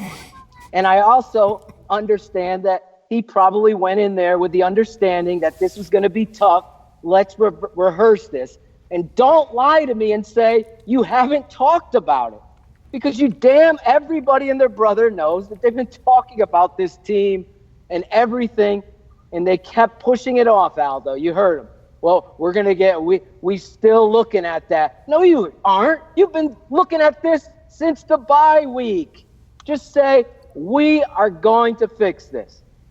We are going to make some changes. There's nothing wrong with being honest without showing your hands. I think, one of the things Phil makes a good point in that and Shayne does too, and George regarding playing the poker game. But yeah, Phil is right in that you can say our anticipation is that Mitch Trubisky is going to be the starting quarterback, but we are seriously looking at bringing in competition for Mitch. We brought in a backup quarterback to help support his growth, and now it is time to bring in competition. We think competition will make Mitch better. There were times this year when Mitch faced adversity and he responded positively to that adversity, and so we think that bringing in somebody into the quarterback room to challenge Mitch and challenge him in practice and maybe even take his starting job away, that's something that's on the table. We will look at it from a free agency standpoint, and we'll look at it from the draft standpoint. Everything is on the table, but we do have faith in Mitch Trubisky. That would have been a better response. Although I sent you a DM during the press conference, and I saw you nodding your head up and down.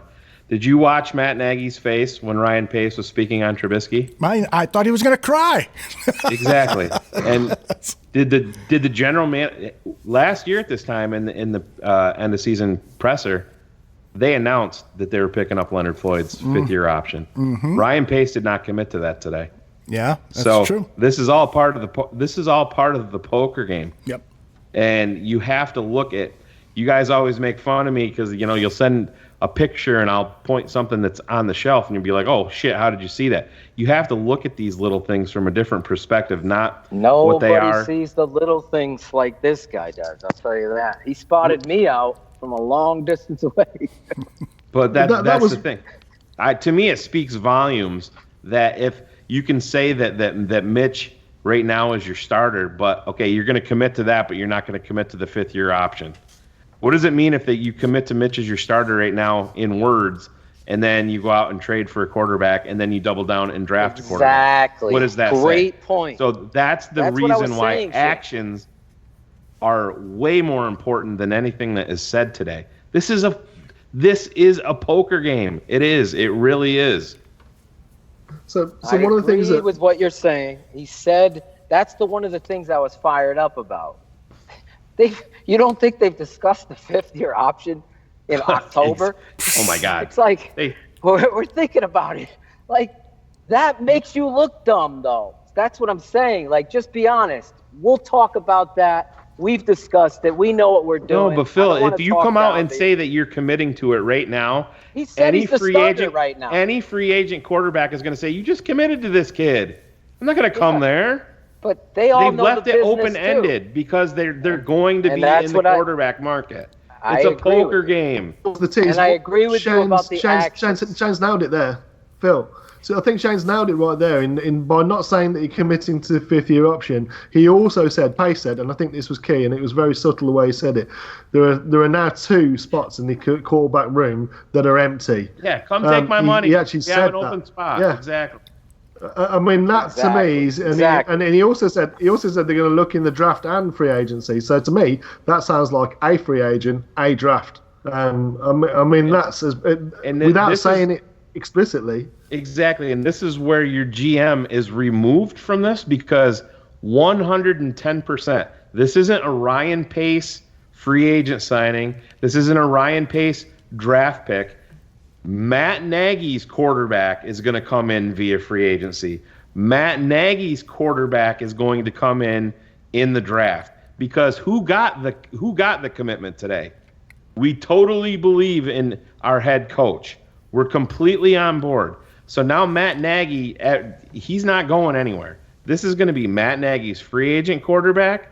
This is going to be Matt Nagy's draft pick at quarterback, and he's going to try to salvage what he has with the current quarterback moving forward. And so how quickly do we bring in Shermer then? Because I think you nailed that earlier, Shayne, when you said that Shermer was the guy that's likely to come in. Because when you talk about working with quarterbacks, he's the dude, isn't he? Right, and I think, well, if you're Shermer, you need some assurances before you come. He's not going to come in here as a fucking puppet while Matt Nagy's calling plays. That's not going to fucking happen.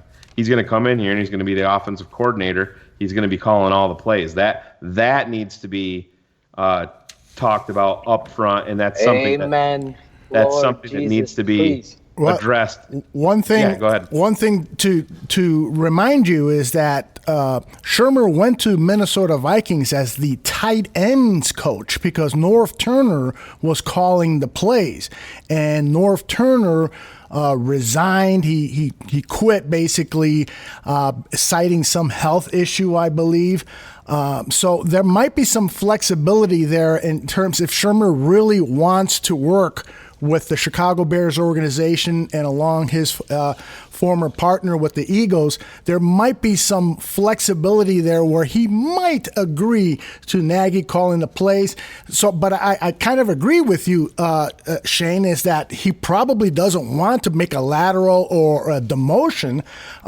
And I also agree with you that he might be the answer if he's allowed to come to the Chicago Bears and if he's allowed to implement his smarts and his approach towards developing quarterbacks, that could be the answer. Let's remind people that he worked with Donovan McNabb, and McNabb had all-pro seasons under Shermer's guidance. Sam Bradford's best years in the NFL were under Shermer. Nick Foles' best year in the NFL was under Shermer. Case Keenum, who, by the way, is a free agent, under Shermer. And on it goes. This guy could be a remedy to our problems.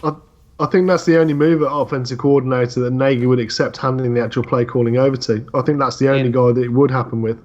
One thing that hasn't been pointed out is Pat Shermer interviewed for the Bears head coaching job when it was open. That's right. So that's going to connect Ryan Pace. Pat Shermer has worked hand in hand with Brad Childress, who is an advisor on this staff. He's connected to Andy Reid and to Matt Nagy from the Andy Reid coaching tree. So to me, and I mentioned it earlier, he's been in the division. He knows the division.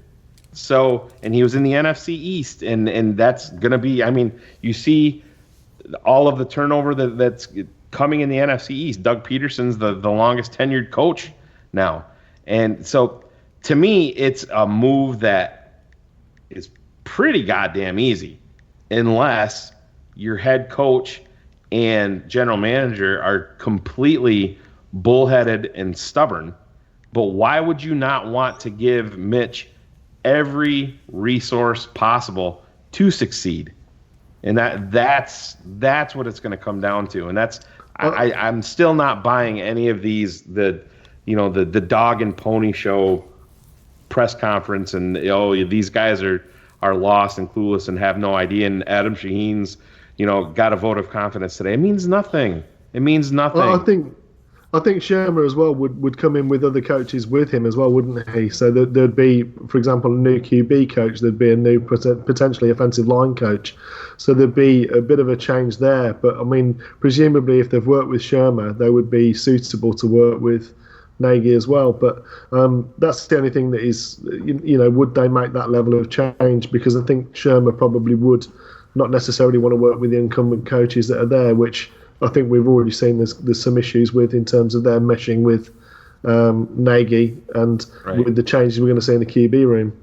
And one thing that can't be overlooked too, and I know Phil can speak on this, is that Pat Shermer isn't going to deviate away from 32.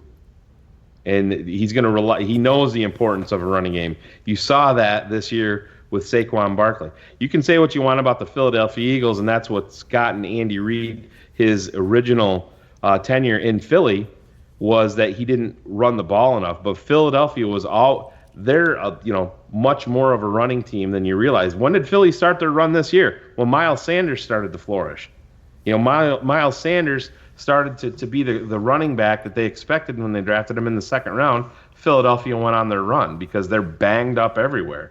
So Shermer is going to be a guy that's going to pound into Nagy's head. I kind of thought Brad Childress would be that guy. I'm a little bit surprised that it didn't happen more. That, hey, we saw unfold in Minnesota.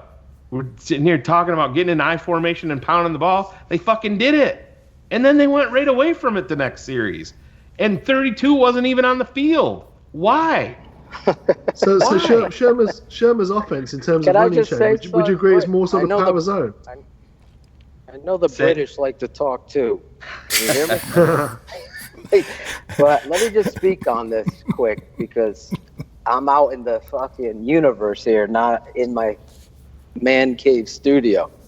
But to Shayne's point, if it doesn't happen, Shayne is showcasing that he's the smartest man because that's the remedy to the issue. Is we've talked about this all season, whether it be on Last Call or 100 Proof. I can't speak for any other show, Aldo, but Shayne and I have talked about the importance that this guy give up play calling. My father was on Last Call talking about being an administrator, not a play caller. Fuck a play. Get someone in there that's going to understand the essence of the run game. And to Shayne's point, he read my mind. My wife's here, can attest to it. Yes, you get in the I formation and you run the ball not only successfully, it wasn't the Minnesota game. It was the Washington game. It was the Chargers game.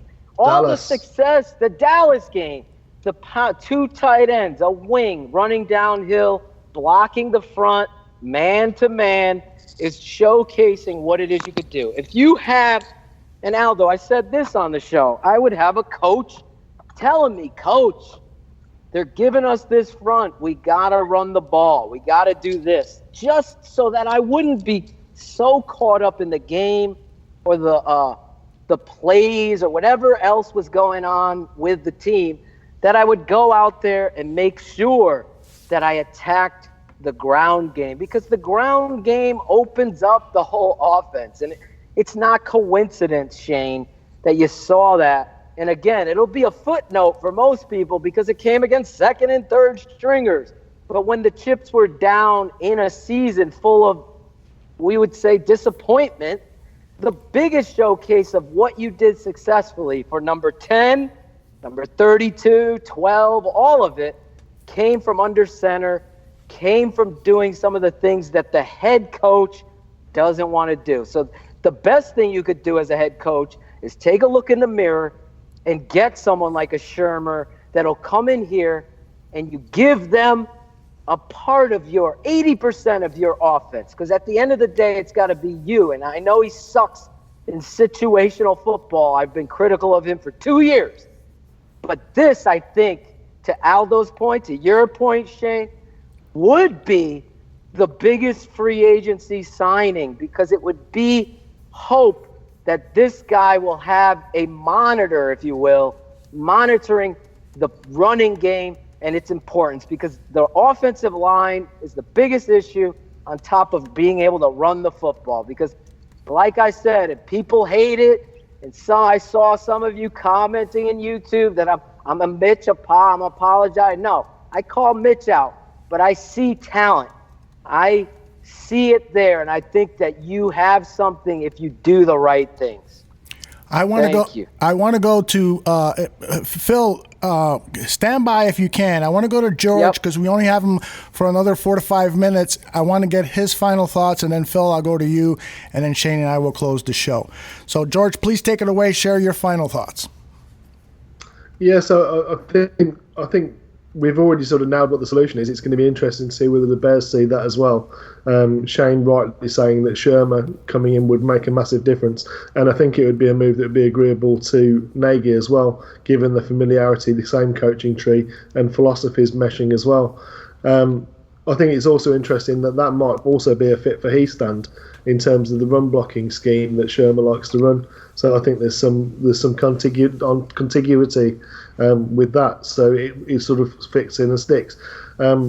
I think it's interesting that we've said that 2 QBs are likely to change, or we've not explicitly said it, but we've implied that that's going to be the situation. And I think it's also interesting that he implied that tackle and guard both need to be looked at. In fact, I think he said tackles and guard. I'm not 100% on that though, so don't quote me. But yeah, that's the things that I'm taking away from it. I would like to have had something said in that conference about the regression on the defensive secondary last year, but obviously that's not forthcoming. So next few days, I think we're going to see the changes if we are. Shermer presumably is going to be on people's lists for OC for the very same reasons that we've already mentioned. So he's going to be popular. That's going to be a thing that we've seen Pace be aggressive for draft picks. He's going to have to be aggressive if he wants to get Shermer in the room and if that's agreeable to Nagy. So hopefully we see something moving on that sooner rather than later. I think the longer that goes, the less chance it is that it happens. But it's going to be interesting. I think there is going to be changes this year in terms of coaching, certainly on offense. And I think there's going to be maybe some changes on the offensive line as well, from what it sounds like, which is sorely needed. But as always, great to be on with you guys, and look forward to more in the new year. George, so thanks for having me on, Giles. George, I just want to let our listeners know and everyone here at Bears Barroom that George and I are working on a show for him that will lead us to the draft. George spends a lot of time looking at tape of college prospects and so forth. To supplement our draft coverage, George and I are working on a weekly 30 to 40-minute show. And not only will we talk draft prospects, but what the Chicago Bears are doing in the off season to prepare for the 2020 season. So it's going to be a privilege to work with George on that. George, another vehicle for you to share your thoughts, and I'm looking forward to partnering with you on the show. So thanks very much, brother. You're very kind. Thanks for giving me the opportunity, and thanks Shayne and Aldo and Phil for your time. I'm pleased to come on with you. Take care, guys. Bye-bye. Happy New Year. Happy New Year to you, too. Absolutely. Draft Dr. Phil, Yo. I know you've got family commitments and so forth. I'm turning it over to you, and then Yes. Shayne and I will close the show. Real quick. I just want to say, fuck it all. Fuck. I love you guys. I want to wish the Barflies a happy new year. I'm looking forward to Thursday night, meeting up with you guys, doing 100 proof live on the air. That's what I'm looking forward to. Shayne, you're always right. It's going to be a lot of, lip service and what have you. I have high hopes, wanting this culture to be transparent down to the sweat on the football. And until they hire me in there, it ain't going to happen. So the politics will always be a part of, I believe, the Bears while Ted Phillips is there. Because until you get a football guy in it president, it's going to be the same, circus sideshow. And I don't give a fuck, trade value or whatever. You let the fan base down.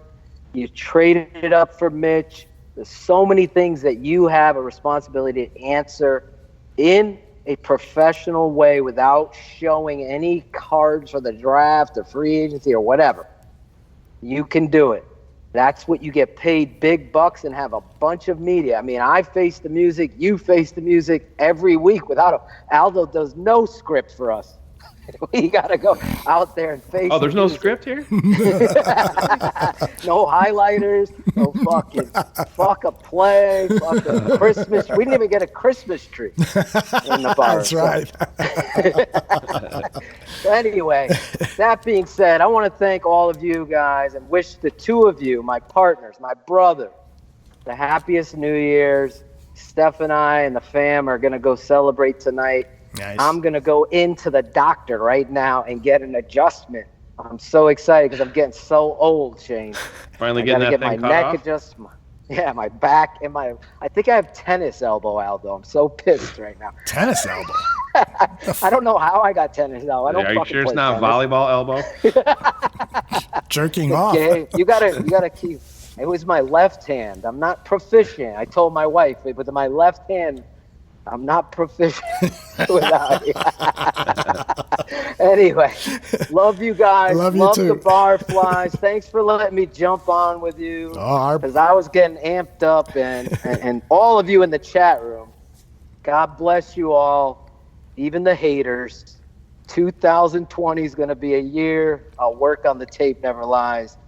And that's it. God bless. I am hoping that Heidi will do a F-bomb count from your rant when you joined us, because I think you broke records there, man. I'm calling the Guinness Book of World Records on that one. Thank you, brother, and good luck with the adjustment, man. Say Happy New Year. Say it. Happy New Year. Happy New Year. There you go, guys. All right, God brother. bless. Take care. Later, man. Shayne, oh my gosh. You know what? I am not as disappointed with this press conference as the vast majority of people are in the chat room. And I just took a quick look at Twitter and social media, and everybody's upset with management. I agree with you. There's only so many things that can be said at a press conference. You don't want to lose any strategic edge that you might have. Yes, I wish, they could have said things a little differently to help us fans deal with the pain that we went through. But at the same time, they're just not going to reveal a lot. And, I fully expect that there are going to be changes done this week that we're going to hear about firings and so forth. And they waited till after the press conference because they didn't want to field any questions about, potentially Helfrich being gone or something like that.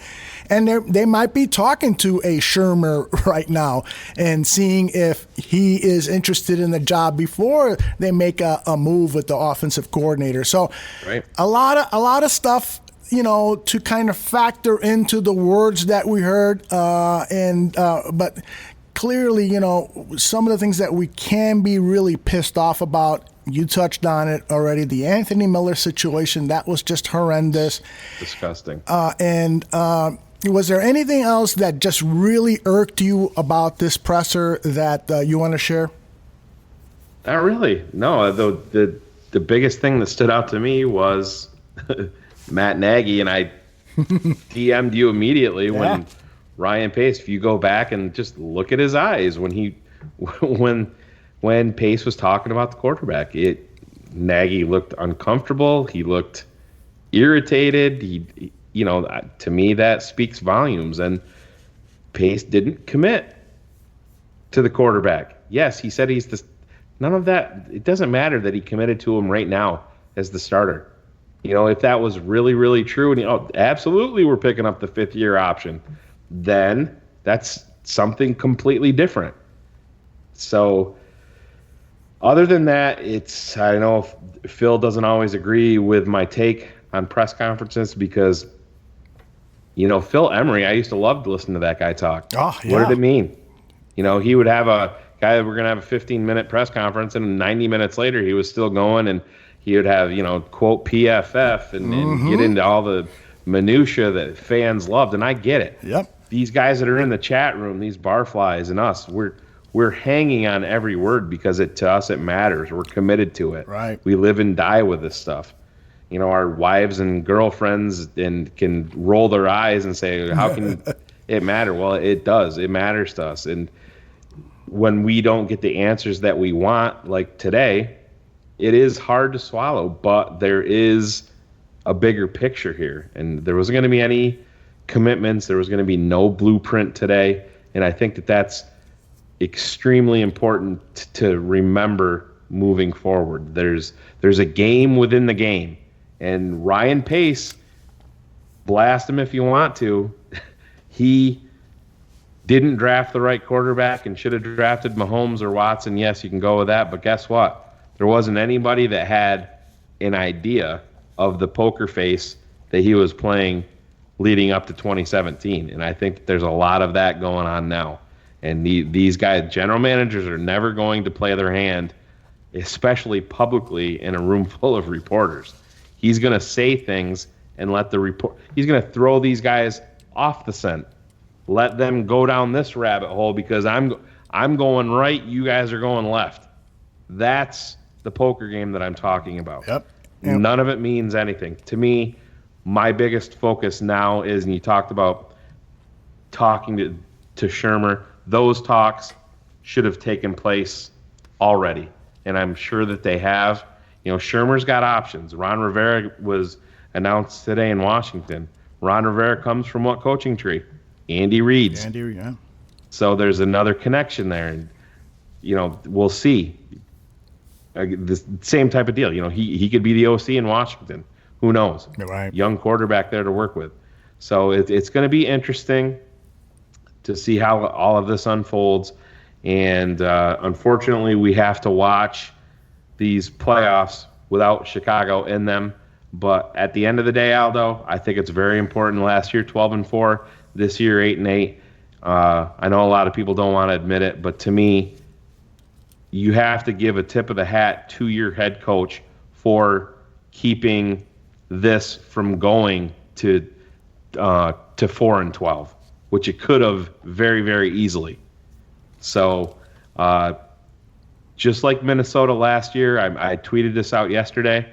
Don't forget, last year, Minnesota Week 17 had everything on the line versus Chicago. Chicago went in there, and they put one on them. And Chicago ended up pulling their starters. And Minnesota was playing against our backups, and they couldn't get it done. And they didn't get a chance to make it to the playoffs. And what happened in Minnesota this year? They bounced back, and now they're playing in the playoffs. So it's not out of the realm that this can happen in Chicago in 2020. But now is when the work starts. 2019 gives you your blueprint of what not to do and where you need to make your changes. Now it's up to Nagy and Pace to follow through on that blueprint and to get us out of this hole moving forward. So we're going to have everything covered here for all of you guys at Barroom, and that's what half the fun is. We love the off season just as much as we do the regular season, and we're going to have it covered from every angle. So I hope you guys all enjoy the ride. That's right. Hey, and Shayne, if I would have told you when Matt Nagy was hired that after his second year as head coach of the Chicago Bears, he would have 20 wins as the head coach and have a 750 winning percentage against NFC North teams, would you have said, I would be disappointed, Aldo, if that's all they would do? Would you have said that? No. Right? Coming from where we came from, I mean, how many wins did Trestman and Fox have combined? Yeah, I don't think they had 20. You're right. So I understand the doom and gloom, but, put this team in the context that they talk about quarterbacks. Mm-hmm. When things are going good, the quarterback's going to get all the praise, and when things are going bad, the quarterback's going to get all the blame. You're never as good as they say you are, and you're never as bad as they say you are. Right now, our record says 8-8, so that's who we are. But you can't tell me that there's not talent and there's not a light at the end of this tunnel with this team. There really is. This talent is still young. Talent is still ascending. Now it's on this coach. It's on this front office, Ryan Pace, namely, to make the moves to have these guys take those necessary steps. And at the end of the day, when you face adversity, when you get kicked in the nuts, you can come back hungry. You can come back, and this could be a good thing that happened to the Bears because they did get a little bit full of themselves in the offseason. Everything was about the Super Bowl, and they didn't even win a playoff game. Now that they see that they got kicked and they're down, now it's about the fight and getting back up that's going to be important, and that's what's going to be the story of 2020 is how these guys pick themselves up off the mat. Absolutely. And before I let you go here and close the show, I have listed 5 areas of need, high priority needs for the team. And there's more than these 5, but here's the 5 quickly from my list. You got to create more competition in the quarterback room. You got to bring in somebody to compete with Mitch. You got to get somebody at the tight end position who is available. Availability was kind of the theme when they talked about the tight ends today. And so you need to find somebody who can play 16 games at that position and deliver results. You've got to fix the offensive line problems, whether it's personnel, whether it's schematics. We know there's a huge need or both, right. We know there's a huge need now at the right guard position. And while Rashard Coward showed some promise, he didn't really progress as the season went on to the level where I feel satisfied. I still think he's an offensive tackle. I do. That's a good point.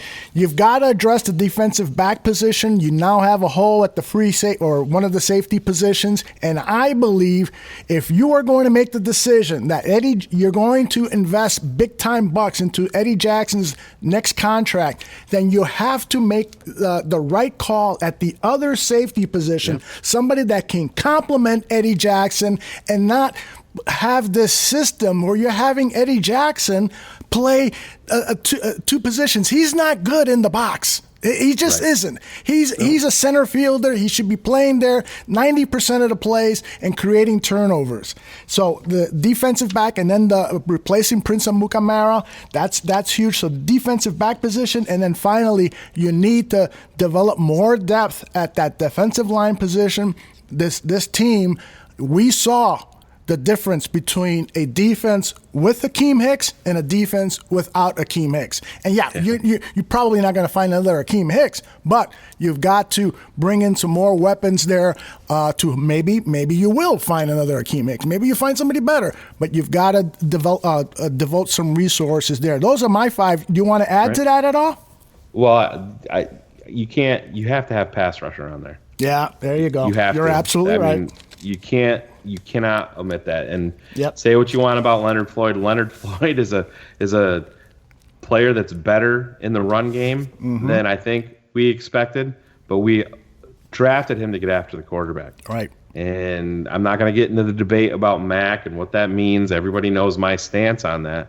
You have to have a Robin to your Batman. Right. You have to have a guy that's going to get after the quarterback. It's not Aaron Lynch. It's not Isaiah Irving. Irving could be maybe a depth piece, but that you can't go into 2020 training camp and have, Isaiah Irving as your primary backup. Can't happen. It's too important. You have to draw guys away from Khalil Mack by making plays. And your point about Akeem Hicks is a great one because we saw how important he is. What I'll say to that is you're probably not going to find an Akeem Hicks. But when we signed Akeem Hicks wasn't Akeem Hicks. So there's guys out there that you can bring in that are going to take those next steps. We didn't think Akeem Hicks was what he is now when we signed him as a free agent from New England. So it can be done. It's got to be a focus in this draft, in free agency. And yes, we're going to have, I'll say, anywhere from 40 to high 40s available in cap space to make some noise, depending on what they do at quarterback. That's going to take, that could possibly take a sizable chunk. But DBs is a good one. I'm a big believer in Kevin Tolliver. I really am.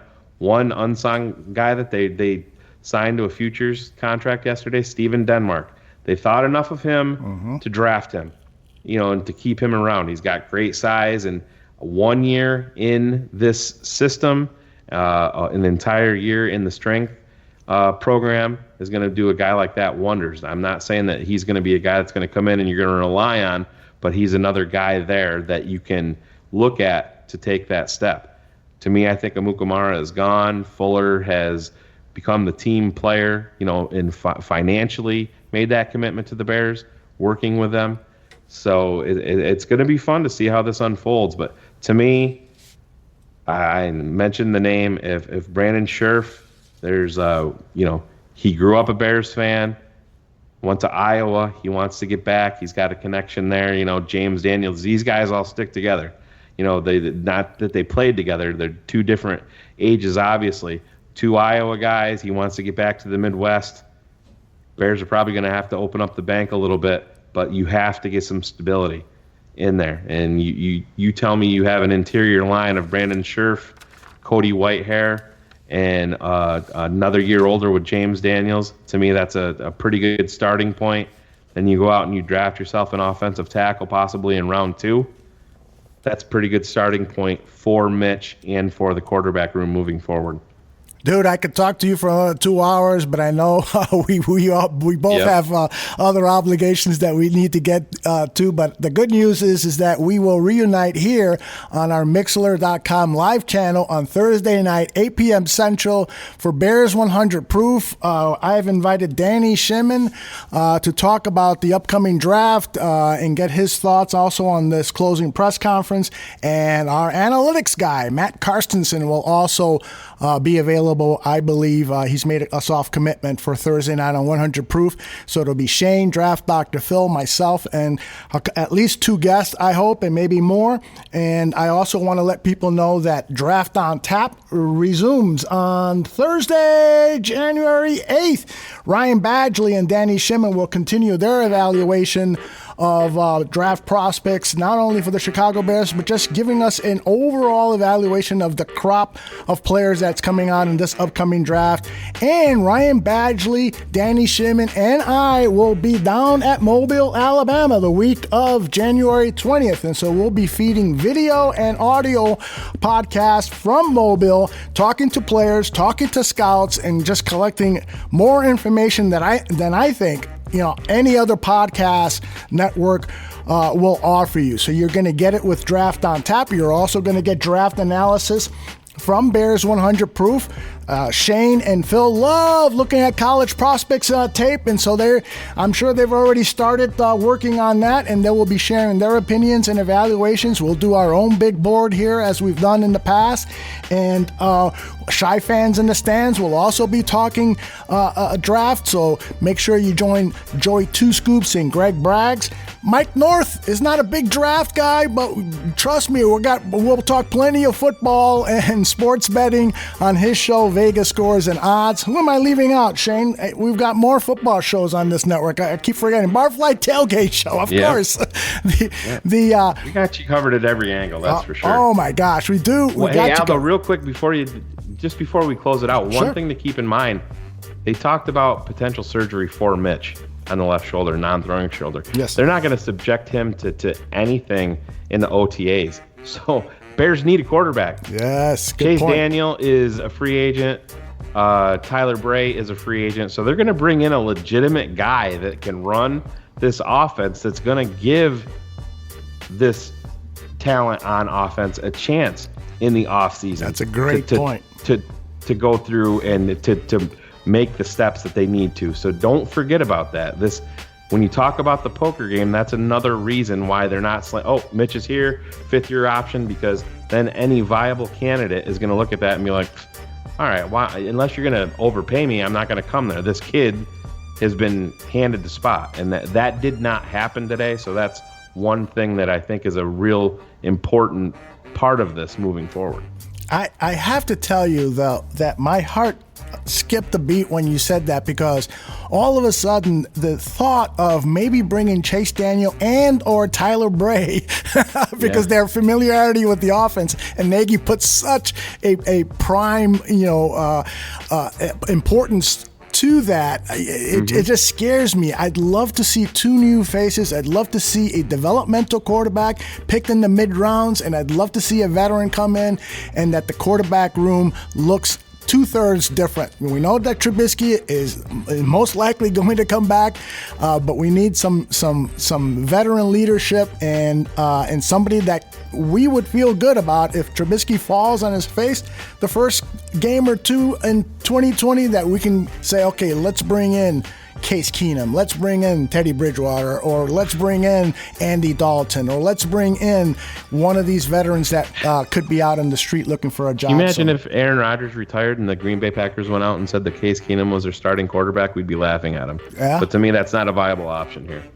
Knows the offense, back up, but I don't think he's going to be a guy that ever threatens QB1, whomever that is. So that's another thing that I keep in mind. Well, we will be talking about that and a hell of a lot more on Bears 100 Proof this Thursday. Make sure you join us, and I apologize to anyone on the network whose show I forgot to mention. I think I got all of the football-related shows in, but if I didn't, I will make it up to you somehow, some way. For Phil, and for George Bayliss, for Shayne Marsaw, and me, Aldo Gandia, I just want to remind you that if you drink, please do not drive, and always bear down! Bear down.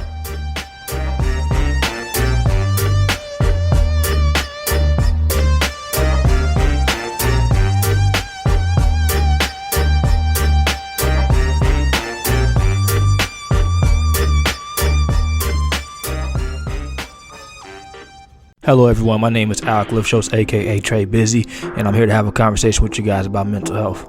A lot of times in our communities, we don't talk about mental health enough, and it goes under the radar as a reoccurring issue. So I took the liberty to create the Let's Talk It Out podcast. This podcast was created to break the silence on mental health issues and to give a voice to those suffering. I have conversations with professionals in the mental health field as well as those who are suffering, and we break down different ways to stump stigmas and ways to cope with mental health conditions. The show is broadcasted live every Thursday at 8 p.m. Central Standard Time on Mixlr.com/LTIO podcast. That's MIXLR.com/LTIO podcast. If you can't make the live recording of the podcast, then you can find the podcast available to you on Spotify, Apple Podcasts, iHeartRadio, and wherever else you listen to podcasts. Give the podcast a follow on Twitter and Instagram at LTIO Podcast on both platforms. Thank you, and I look forward to talking to you guys in the future.